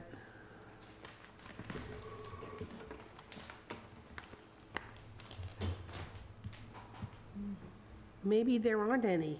I mean, all the circles along the sidewalk look so much alike. Yeah, there wouldn't be any dogwoods in the front island. No, because I was going to say you wouldn't want to hide the visibility of the gas station there, so maybe there aren't any dogwoods. Yeah, I think you're right. I think that's an error. We have in the arborvitae's to provide yeah. screening. On both sides of the project, On yeah. both sides, and then the low growing. So yeah, you're right. Some hydrangeas, That shouldn't be there, I correct. don't see hydrangeas. Those would probably just be in the front island. Yeah, so I'm seeing spirea and low cypress.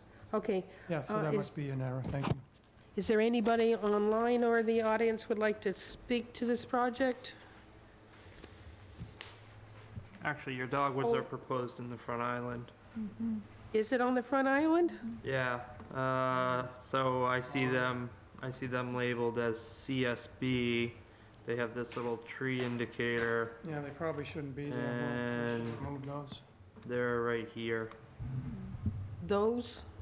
This end piece.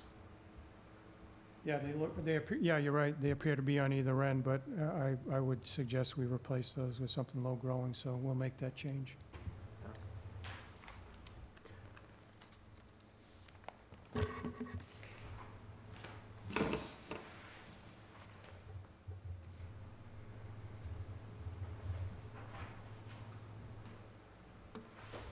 Okay, so we'll be just changing the count for some of those vegetations. Yeah, Gonna- we'll replace those with something else, yes. 14 dogwoods with something else, okay, but one that is already on the list. Josh, your recommendation? approval with the standard order of conditions, and I think the changing of those plants is pretty insignificant Yes. to the plan, so I think if Brian just wants to give me an updated, plan showing the plantings, that should We can do suffice. that. Plus the wetland sign. Oh, yeah, your wetland signs along, you guys call it The guardrail. the timber frame guardrail. I think that's what you identified it as. Yeah, timber Okay. guardrail. That's Josh's recommendation. I motion to close the hearing. A motion to close the hearing. Second. I have a second. All in favor? Aye. Opposed, abstained. The hearing is closed. I motion to approve with the standard order of conditions with the addition that wetland signs are placed along the timber guardrail. And plant changes. And the plant changes will be updated with Josh. Thank you. That be the motion. I heard a second. All in favor? Aye. Opposed, abstained. Thank you very much. Thank you. All right, next, please. On the request for notice of intent for David Crevelo, 14 Pine Tree Drive, Wareham, Massachusetts. The applicant proposes to remove and reconstruct a dilapidated seawall. Map 5, Lot LC6, 14 Pine Tree Drive, Wareham, Massachusetts. I make a motion, I need a motion to open the hearing at 14 Pine Tree Drive, Pine moved. Tree. Drive. Second. So moved. All in favor? Aye. Okay. Please identify yourselves. Tammy Gorsuch.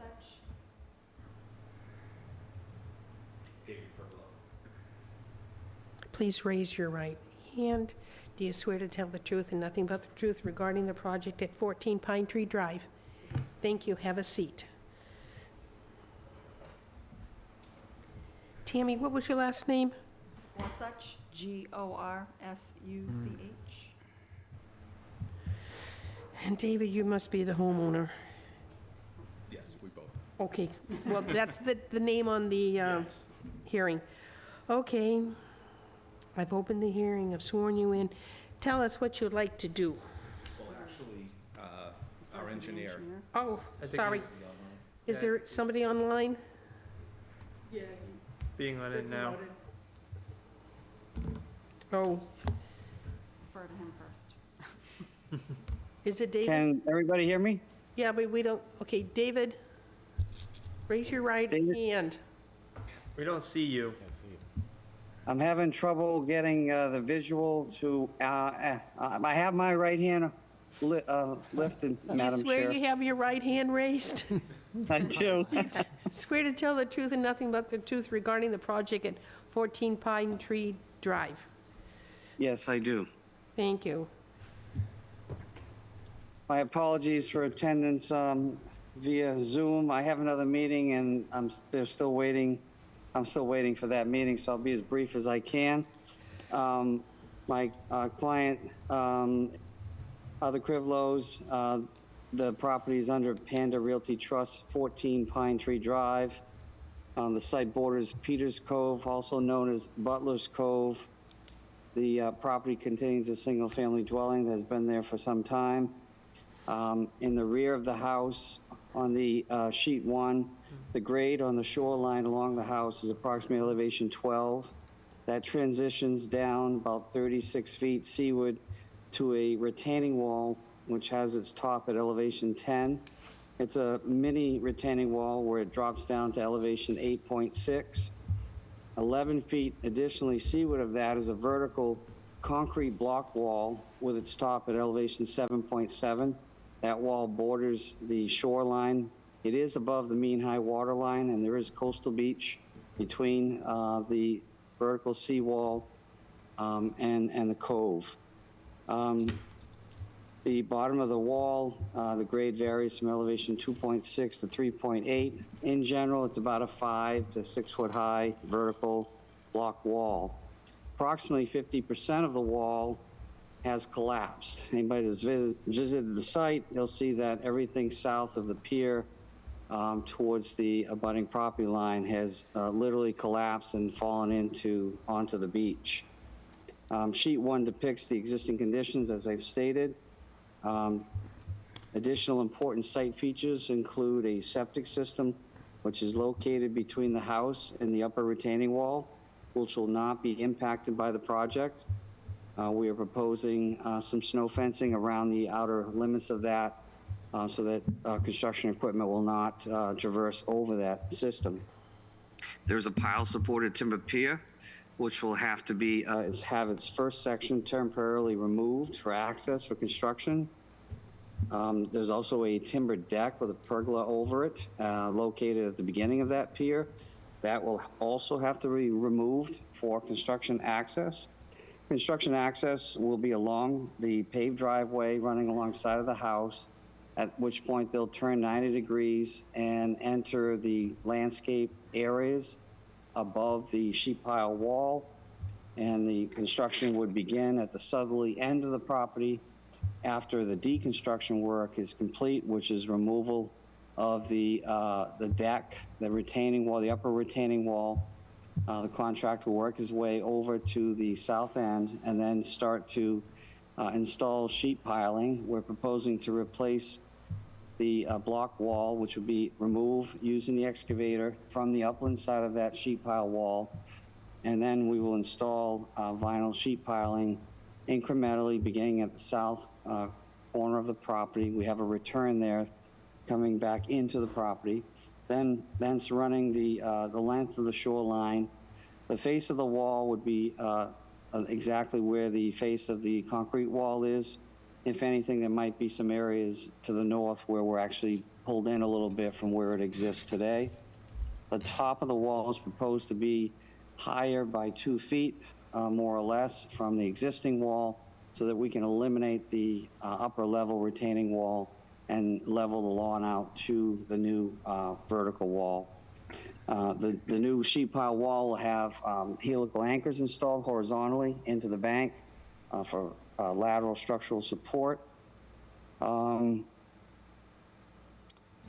me see if there's anything more I can add. We have a DEP file number. There were no comments. We did receive a letter from Mass DEP, Division of Marine Fisheries. They recommended or suggested that we look into a sloped riprap seawall, but that's very problematic for this site. The top face of the existing wall is only 19 feet from the edge of the leaching field, and by using a typical 1-to-1 slope for a wall with a capstone would result in a sloped wall being 6 feet from the leaching field, and that's not something that this office recommends. They mention that the repair should be in the same footprint, and in some cases, as I stated, we are more landward than what the wall is now as we head towards the north piece of the property. They recommend a time of restriction, which we have no problem with. It's May 1 through July 31. Our client intends to have this work done this fall ASAP, as soon as we can get a permit, as soon as they can get a contractor lined up to do the work. And we're past July 31, so we have from now until May 1 to get it done. The object is to get this done this fall before the winter storms come our way. The last 4 bullet items on MDMF's letter all can be conditions placed on the project by the commission, as we have no issues with any of the statements that they recommend. So that's a summary of the project. Be happy to answer any questions. Okay.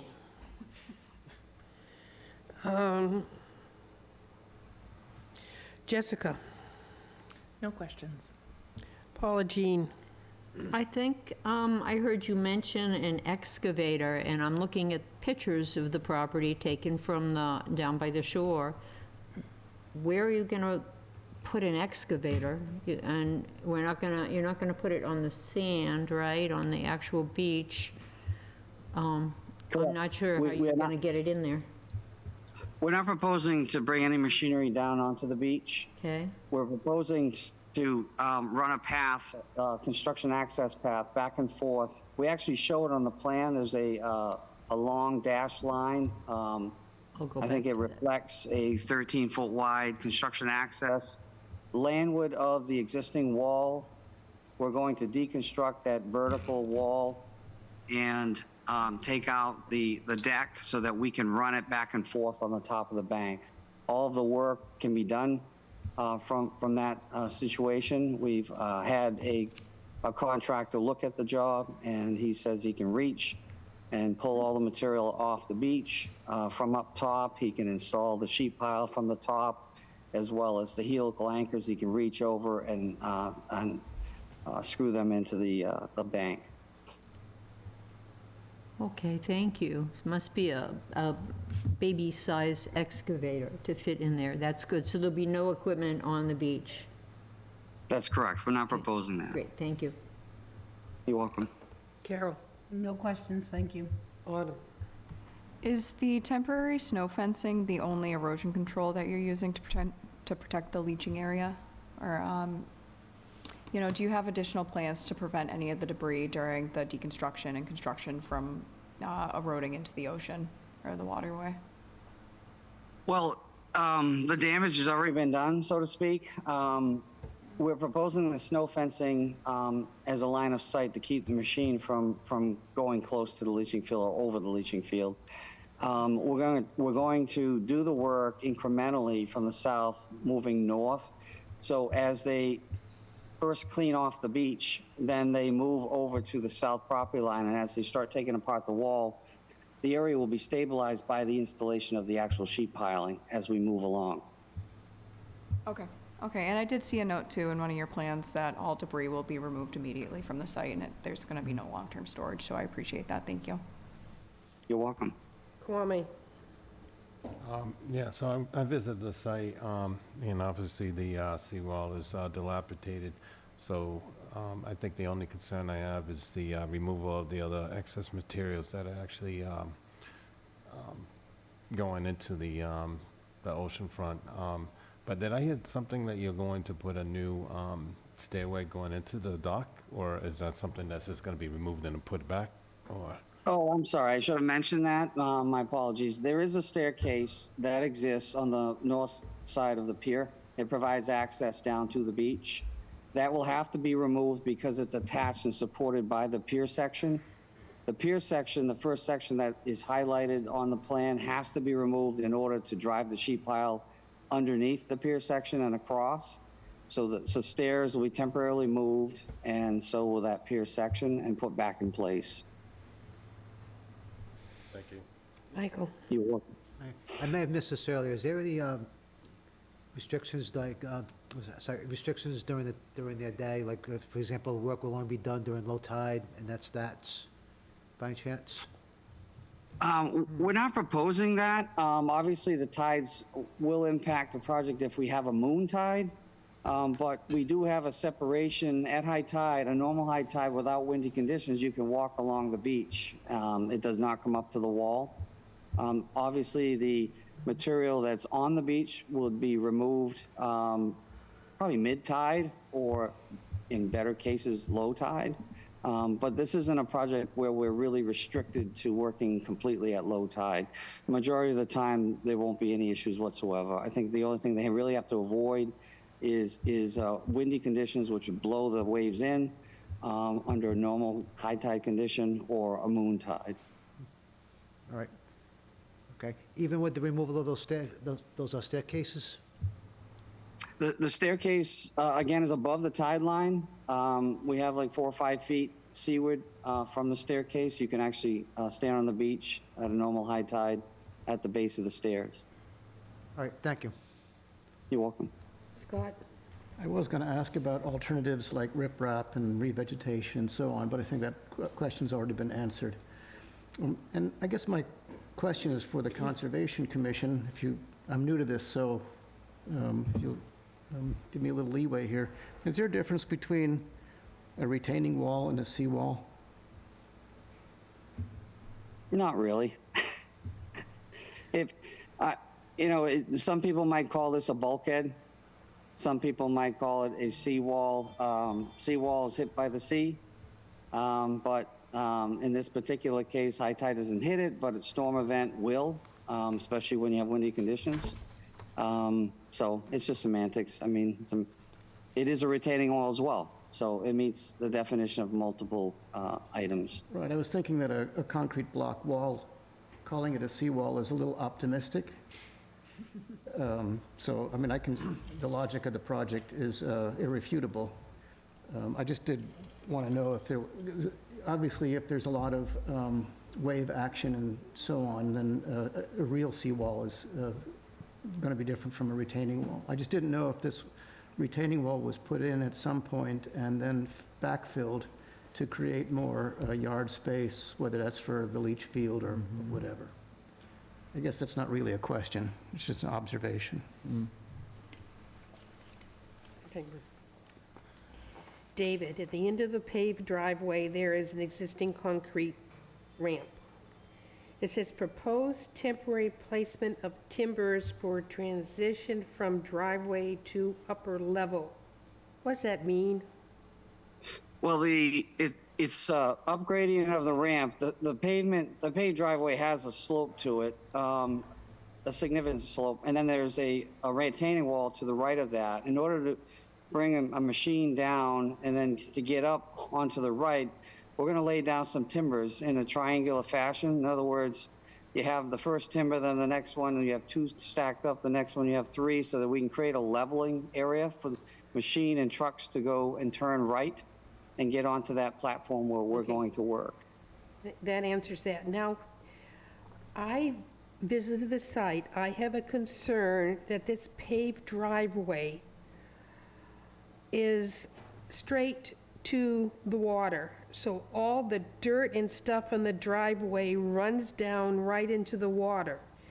I don't know whether or not this project could include something to help stop that stormwater and debris from going into the cove.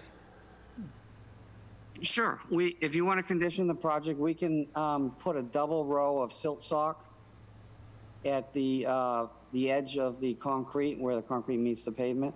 Well, I'm talking permanently. Permanently. Something down there to catch the debris that's coming down that driveway. Like a French drain?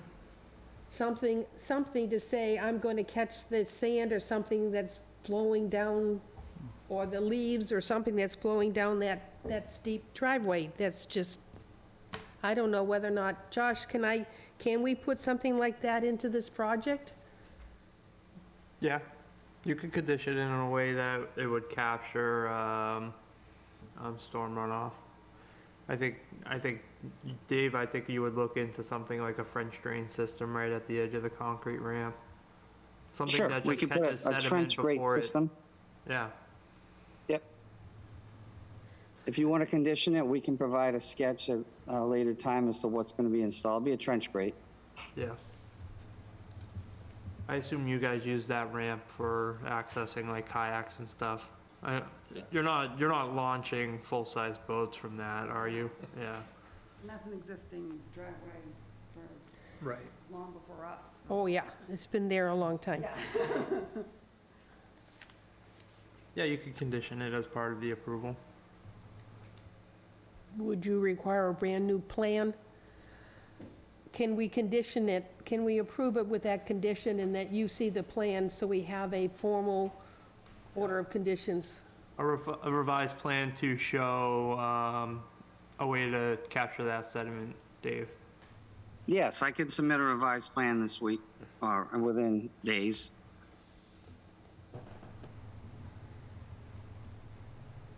Is there anybody like to comment on this? I mean, Dave covered it. Do you have anything to add? Anybody in the audience comment? Anybody online? So, Josh, your recommendation? Okay. Standard order of conditions, a recommendation that the Massachusetts Division of Marine Fishery letter with its conditions be a condition of the project, excluding the one-to-one slope riprap wall that they suggest. No equipment be allowed on the coastal beach, and a condition of the approval to show a sediment trap at the end of the driveway. What's the date of that letter? Great question. Let me pull it up. You said DEP, right? Division of Marine Fisheries. Marine. DMF.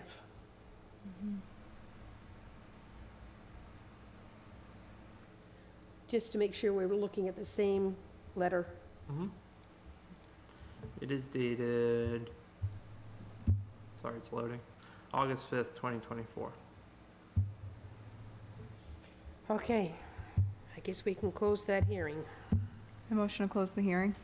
Second. I have a motion and a second to close the hearing. All in favor? Aye. Opposed, abstained, the hearing is closed. Okay, Josh, could you please repeat your recommendation? Approval of your standard order of conditions, recommendations outlined in the Division of Marine Fisheries letter with excluding the one-to-one slope proposed riprap wall, no equipment allowed on the coastal beach, and a condition of approval to show the sediment trap at the end of the driveway. that be the motion. Moved? So moved. Yes. I have a motion and a second. All in favor? Aye. Opposed, abstained. We're 7-0-0. Thank you. We're done. Thank you. Now you can get to your other meeting. Thank you so much. Take care. Bye, Dave. So you're approved, and wait for the paperwork before you can start the work. You got a 10-day wait period, and then wait. I have 21 days to issue the approval paperwork. There's 10-day appeal period based on that, when you receive that. I haven't heard any concerns of your project, so I highly doubt anyone is going to appeal it. Usually there's discussion with me before. I mean, you could probably have it by the end of the month.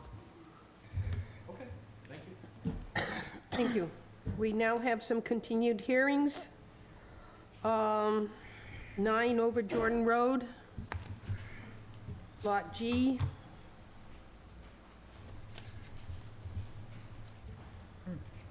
You've been very patient. If you want to pass these down, these are the revised plans. They are, there's 4 stacks, so keep 3 and pass the rest, if that makes sense. Yeah, keep those top 3, pass the rest. And those are for the 3 Okay, projects. in please front of us. identify yourself. Good evening, Mark Dibb with Cape and Islands Engineering.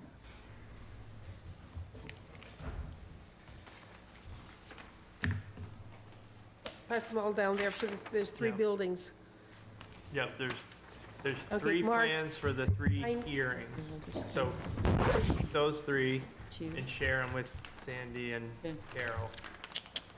Okay, Mark, I'm going to ask you to stand, raise your right hand, and swear to tell the truth and nothing but the truth regarding the project at 9 over Jordan, Lot G, F, and E. Thank you. Okay, we're going to talk about Lot G first. These are all the same changes? Essentially, yes. So we opened the hearing at a previous meeting, and I think the biggest concern for the project was the location of the leach fields in relation to the tree line, the existing vegetation out there. So on Lot G, we were able to adjust the building a little bit and turn the leach field and move it into a better location and basically almost reduce entirely how much will be in the tree line. So Okay, that is the main change for the project.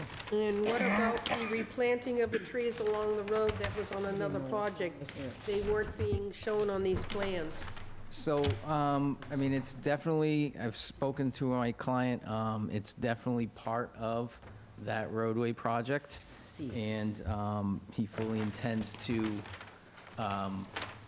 provide them as necessary for that roadway project. It still is, it's an open order of conditions. I believe he's going to plant them late summer, early fall. So they're continue to be part of that project Okay.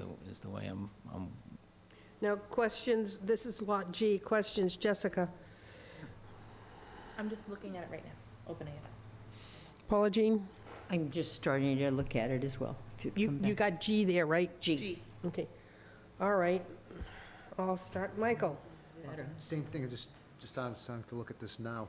normally we ask for these plans how many days before our hearings? They were uploaded 2 weeks ago, so they were in the system. Mark just brought hard copies for you this evening. Thank you.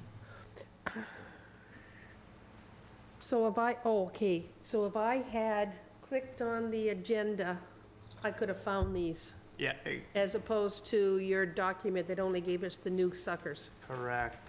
Yeah, Okay. sorry. So You know what? we had plenty of time to look. In between Josh and I believe I sent 2 copies in almost a week and a half ago Okay. of everything, hard copies. I don't know where they went, but, you know. so That's all right. They, Might have got apologize. lost in the mail. We're trying to figure that out. Yeah, so- but in the meantime, they were available online if we had used the agenda to find them. Yeah, I believe they were uploaded to the site, Email. correct. Okay.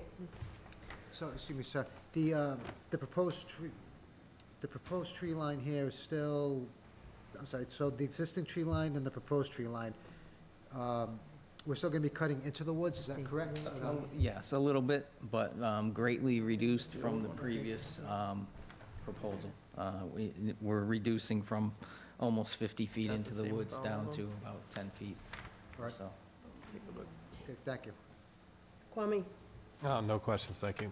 Scott, No questions at this time.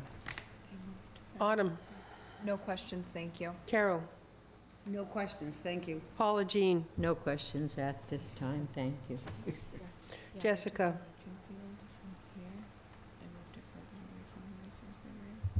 I appreciate moving it. Thank you for doing that. Anybody online? Yes. Okay. You've accommodated our turning the septic system 90 degrees in order to save some trees. Thank you. Josh, your recommendation? I believe with the turning of the septic systems, he addressed all the concerns that you guys had from your previous hearings, other than the planting of those trees. And Mark, the only reason I really bring that up is my fear is these lots get sold and then they decide that the new owner decides that they don't want trees planted on their lot. That's why, I think that's why I was pushing for it to be addressed within these public hearings. It's a risk that he's gonna run if he goes to sell any of these lots. Yeah, I mean, the trees technically, I believe, are supposed to be placed in the right-of-way of the property. Yeah, and I'm not seeing much room in Yeah, the right of way between the road and the property line. That's my only, that's why I bring it up as a concern. Could they be added as in the deed? If it I was mean, conveyed? how about, if all the other questions are addressed, we could submit a revised plan with the trees prior to you issuing order of conditions, if that's okay for you to just approve those. That would be fine, as opposed to coming back, if that would work, or, I mean, we could just come back as well with revised plans, maybe if you reviewed ahead of time and, you know, it's kind of just a formality at that point. Right. Could you It's up to the include an commission. order of conditions stipulating where the tree should be planted? Yeah, 'cause see, this one's- The order of conditions will indicate that a revised plan must be submitted with the location of the trees. That would be part of the order of conditions. Okay. And it would be up, Josh, Josh would see them, not us. Is that all right with you, Josh? Yeah, I'm trying to decide if it would be better to do them on the individual lot basis or try to tie it back into the order of conditions for the roadway. I think it would probably be better to do it on the individual lot basis. Yes, so each, Unless the road is tied, I don't think the road notice is tied to the individual lots, because I think you got an A&R after the approval of the roadway. I mean, it would be a, sort of like a master plan design, you know, it would be all 3 lots coordinated with the number of trees and, but individually, yes, we could provide a plan with those trees shown, I guess. so that the plan would be modified to include the tree planting that was approved for the roadway. Because the roadway gave us a specific location for each one of those trees. Roadway gave you a specific number of trees that was then modified when they came back to expand the roadway. And- So you guys had approved the roadway, and there was a number of trees that were identified as being removed. They came back to amend the roadway to have it become larger, and I met with them in a site visit to determine which trees were being removed, and then those trees were added. Do we have a plan with the added trees on them? No, because they didn't know where the trees were going at that point. So we have a discussion of the number of trees that need to be planted, but we don't have where they are identified on a plan. How And many that- trees need to be planted? I'd have to check my Yeah, file. I don't know Within off the the same- top of my head. Would you prefer that we continued? I think what you could do is you could approve all 3 of the projects tonight if you're ready to do so, with the condition that a master plan come back for tree replacement. A plan come back for tree replacement, and I would just add that to every individual file. So these orders of condition would reference this specific plan that Mark just gave us, and then an additional plan of the tree replacement, which could be one plan showing an outline of the entirety of the trees. And those trees would be along E, F, and G. They could be along E, F, and G, they could be along the other 3 on the other side of the road. Were we doing them on both sides of the road or just one? I think the applicant had at one time proposed to put them along the right side of the road as you're going down over Jordan. Which is up against these. Right, which is these lots here. Because I don't remember the left side having trees. Well, the left side is where all the trees came down. On the plans that we reviewed, they did not. And my assumption was that we might see them when the plans for the right side come through, and they're not here. So that's why this is kind of a big deal now. So this, we're looking at a standard order of conditions with a stipulation that a master plan be received for the tree replacements along the road. Am I hearing that right? Yes. So then you would have an open order of conditions for each lot. So to address your concern that the lots would be sold Right. upon conveyance, they would want to close out that specific order of conditions for that lot that showed the requirement. Yeah. Yeah. Any other comment on lot G? I have one little quick question, and actually this pertains for like maybe all 3. I know we were talking about the driveways, and they're all basically almost all the same with the same type of materials, right? So I'm not sure, maybe this is a question for the next set of plans that kind of looks different from the other ones. The materials. Well, that the they're gonna use. driveway was, we said pervious, right, gravel? Yes, but I wasn't sure what the next set of plans, what that is. It doesn't really I say. think all 3 were the same type of material for the driveway. And Scott had a concern that after a while, the gravel would be compacted and therefore not be as pervious as we want it to be. So they're basically all the same.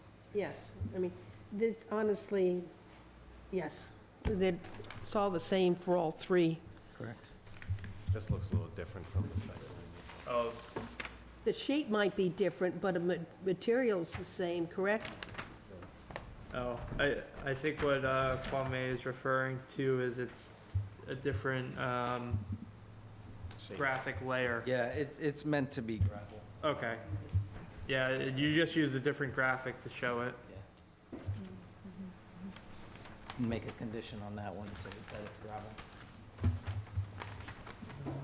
Let's see, you call that one labeled as a gravel driveway? Yes.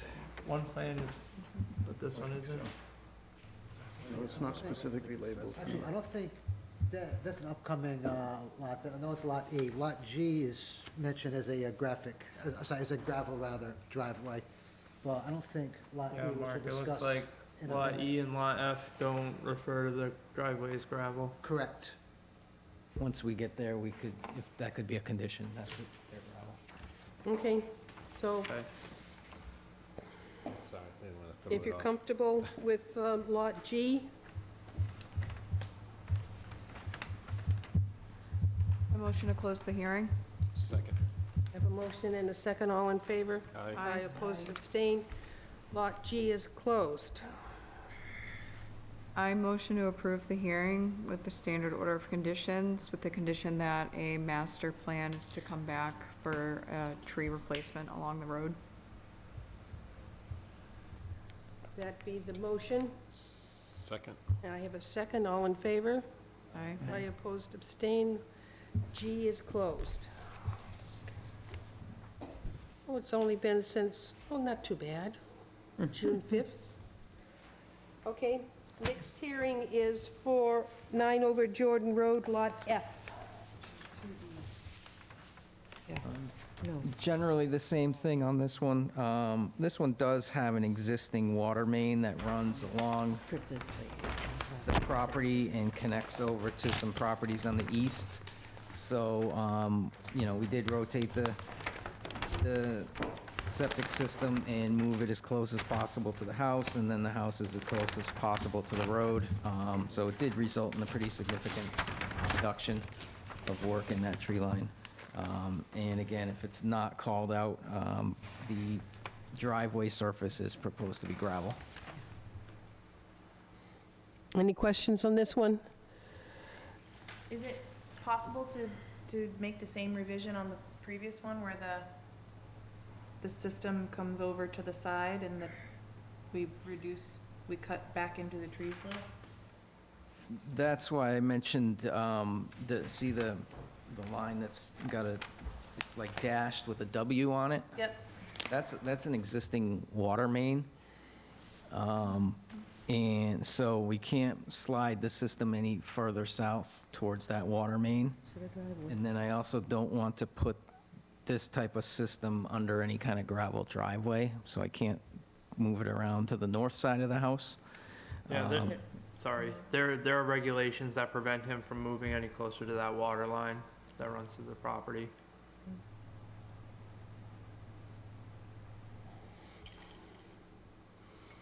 That's why this one's a little different than the other two. Okay, Paula Jean, No questions, thank you. Jessica, were you done? I'm done. Carol, No questions, thank you. Autumn, No questions, thank you. Amy, No questions, thank you. Michael, No questions, thank you. Scott. No questions, thank you. Does the water line service the other houses on if you take a right down, is that still considered over Jordan? That is Shell Lane. So they go all the way to Shell Lane? Yeah, the Okay. two new houses and his, the barn back there, that was approved under Gotcha, number 13. understood, thank you. Josh, your recommendation? Standard order of conditions with the master plan for the tree replacement along over Jordan Road, and I would say a gravel driveway. Okay, I motion to close the hearing? Second. all in favor? Aye. Opposed, abstained? I motion to approve with the standard order of conditions, with the condition that a master plan is to come back for the tree replacement along the road and the addition of a gravel driveway. That's the motion. Second. I have a second. All in favor? Aye. Opposed, abstained. Okay, next one is for Lot E.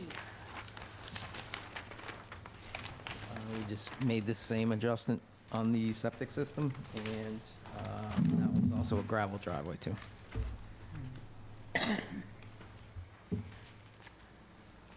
Questions, Jessica? No questions. Paula Jean? No, no questions, thank you. Carol? No questions, thank you. Autumn? No questions, thank you. Kwame? None at this time. Michael? No questions, thank you. Scott? No questions, thank you. Your recommendation, Josh? Standard order of conditions with the master plan for tree replacement along over Jordan Road, and that the driveway be gravel. I motion to close the hearing. Second. All in favor? Aye. Opposed, abstained, the hearing is closed. I motion to approve with the standard order of conditions with the condition that a master plan is to come back for the tree replacement along the road and that the driveway be a gravel driveway. That be the motion. Second. I have a second. All in favor? Aye. Opposed, abstained. Done. Okay, Josh, it's up to you next. Are you gonna stay for, just stay there. Can we take these out of order? Mark is here for 14 and 16. So, Okay, just so. So I did a site inspection at 14 over Jordan Road. I found it to be in substantial compliance with the order of conditions that you guys had approved. So I recommend the issuance of a certificate of compliance for SE 0762598. So moved. that motion. Second. And a second. All in favor? Aye. Abstained. Approved, 700, done. So I did a site inspection at 16 over Jordan Road. I found that the project as proposed was completed in substantial compliance, and I recommend the issuance of a certificate of compliance for SE 0762596. So moved. Second. All in favor? Aye. Opposed, abstained, done. I think that's it for you. Thank you. Night. I did a site inspection for 120 Onset Avenue. I found that the construction of the project was done in substantial compliance with the order of conditions that you guys had approved, and I would recommend the issuance of a certificate of compliance for SE 0762727. So moved. Second. All in favor? Aye. Abstained? Yay, no, all in favor. No, abstained, we're 700, done. We have, I think there's nothing more down. I'd like to jump to approval of the minutes of July 3rd. I had one correction, and we had two sets of minutes, correct? Yes. And I don't have my notes. But wattles is what a duck does, and waddles is, with T, is the straw wattles, and it's in there about 50 times, is WADDLES, and it gets me every time. Right? I would also like to note on the minutes that I believe Joseph Still's last name is spelled incorrectly. It's being spelled S-T-I-H-L, but I think it's S-T-I-L-L. Oh. Like the chainsaw company. Okay, so we're looking at July 3rd. Other than spell Waddle correctly and Joe's last name correctly. I motion to approve the minutes. Second. All in favor? Aye. Opposed, abstained. Carol, you were missing for July 3rd. Yep. So the vote is Abstained. 601. We have a July 17th minutes.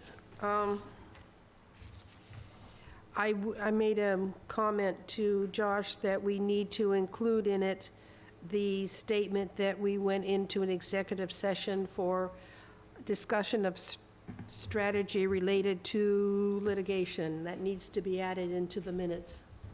Or July 3rd? No. No, July Sorry. 17th. Yep. And spelling Joe's last name, and whenever you have Waddle, use the right Waddle. Yes. So we're looking at July 17th as modified? Yep, I motion to approve as modified. Okay. All in favor? Aye. Abstain? I don't think I was here on the 17th. You were not. So the vote is 601 as modified. Okay, Carol, Yes. you're up. Tonight is my last meeting, folks. Oh. Stepping down. And it's all your fault. No. No, Oh, yeah. it's a personal choice, but I am so thrilled that you have joined this board. I feel like this commission is in better shape than it was when I started. I think we have some amazing people on here. I'm gonna miss you all very much. I will come and see you, I promise. I will bring carrot cake and maybe fudge. But thank you very much for your time and dedication to us. You're very We welcome. appreciate you. Thank you for all the knowledge. I've learned so much. You don't know what you don't know until you find out you don't. And it's like, oh my God, I'm over my head. But you do pick it up as you go, and sometimes it gets easier, sometimes it gets harder. But it's definitely a good learning experience, and I wish more people would come, even if they just sat in the audience and listened, so they'd understand why things are the way they are. Because you try to explain it, it's like talking to a rock that only speaks legalese. It's like you can't explain things. They need to see for themselves. Well, So thank you. Thank you for everything. I will miss you. I will miss you too. We'll still Well, we'll still have our lunches. Yes, we'll still have our lunches and we'll still have open space. Yes, that's true. But thank you, Carol, which means we now have an opening as a voting member. And I think we will put it on the agenda for the next meeting and see if, I would think, I would like to see Denise reappointed, but we need to ask her if she's willing to step up as a voting member. But if you put that on the agenda for the next meeting, I think that would be appropriate. She should have a say in it. Is there anything else on this agenda, other than we've got a lot of paperwork to sign? I don't want to.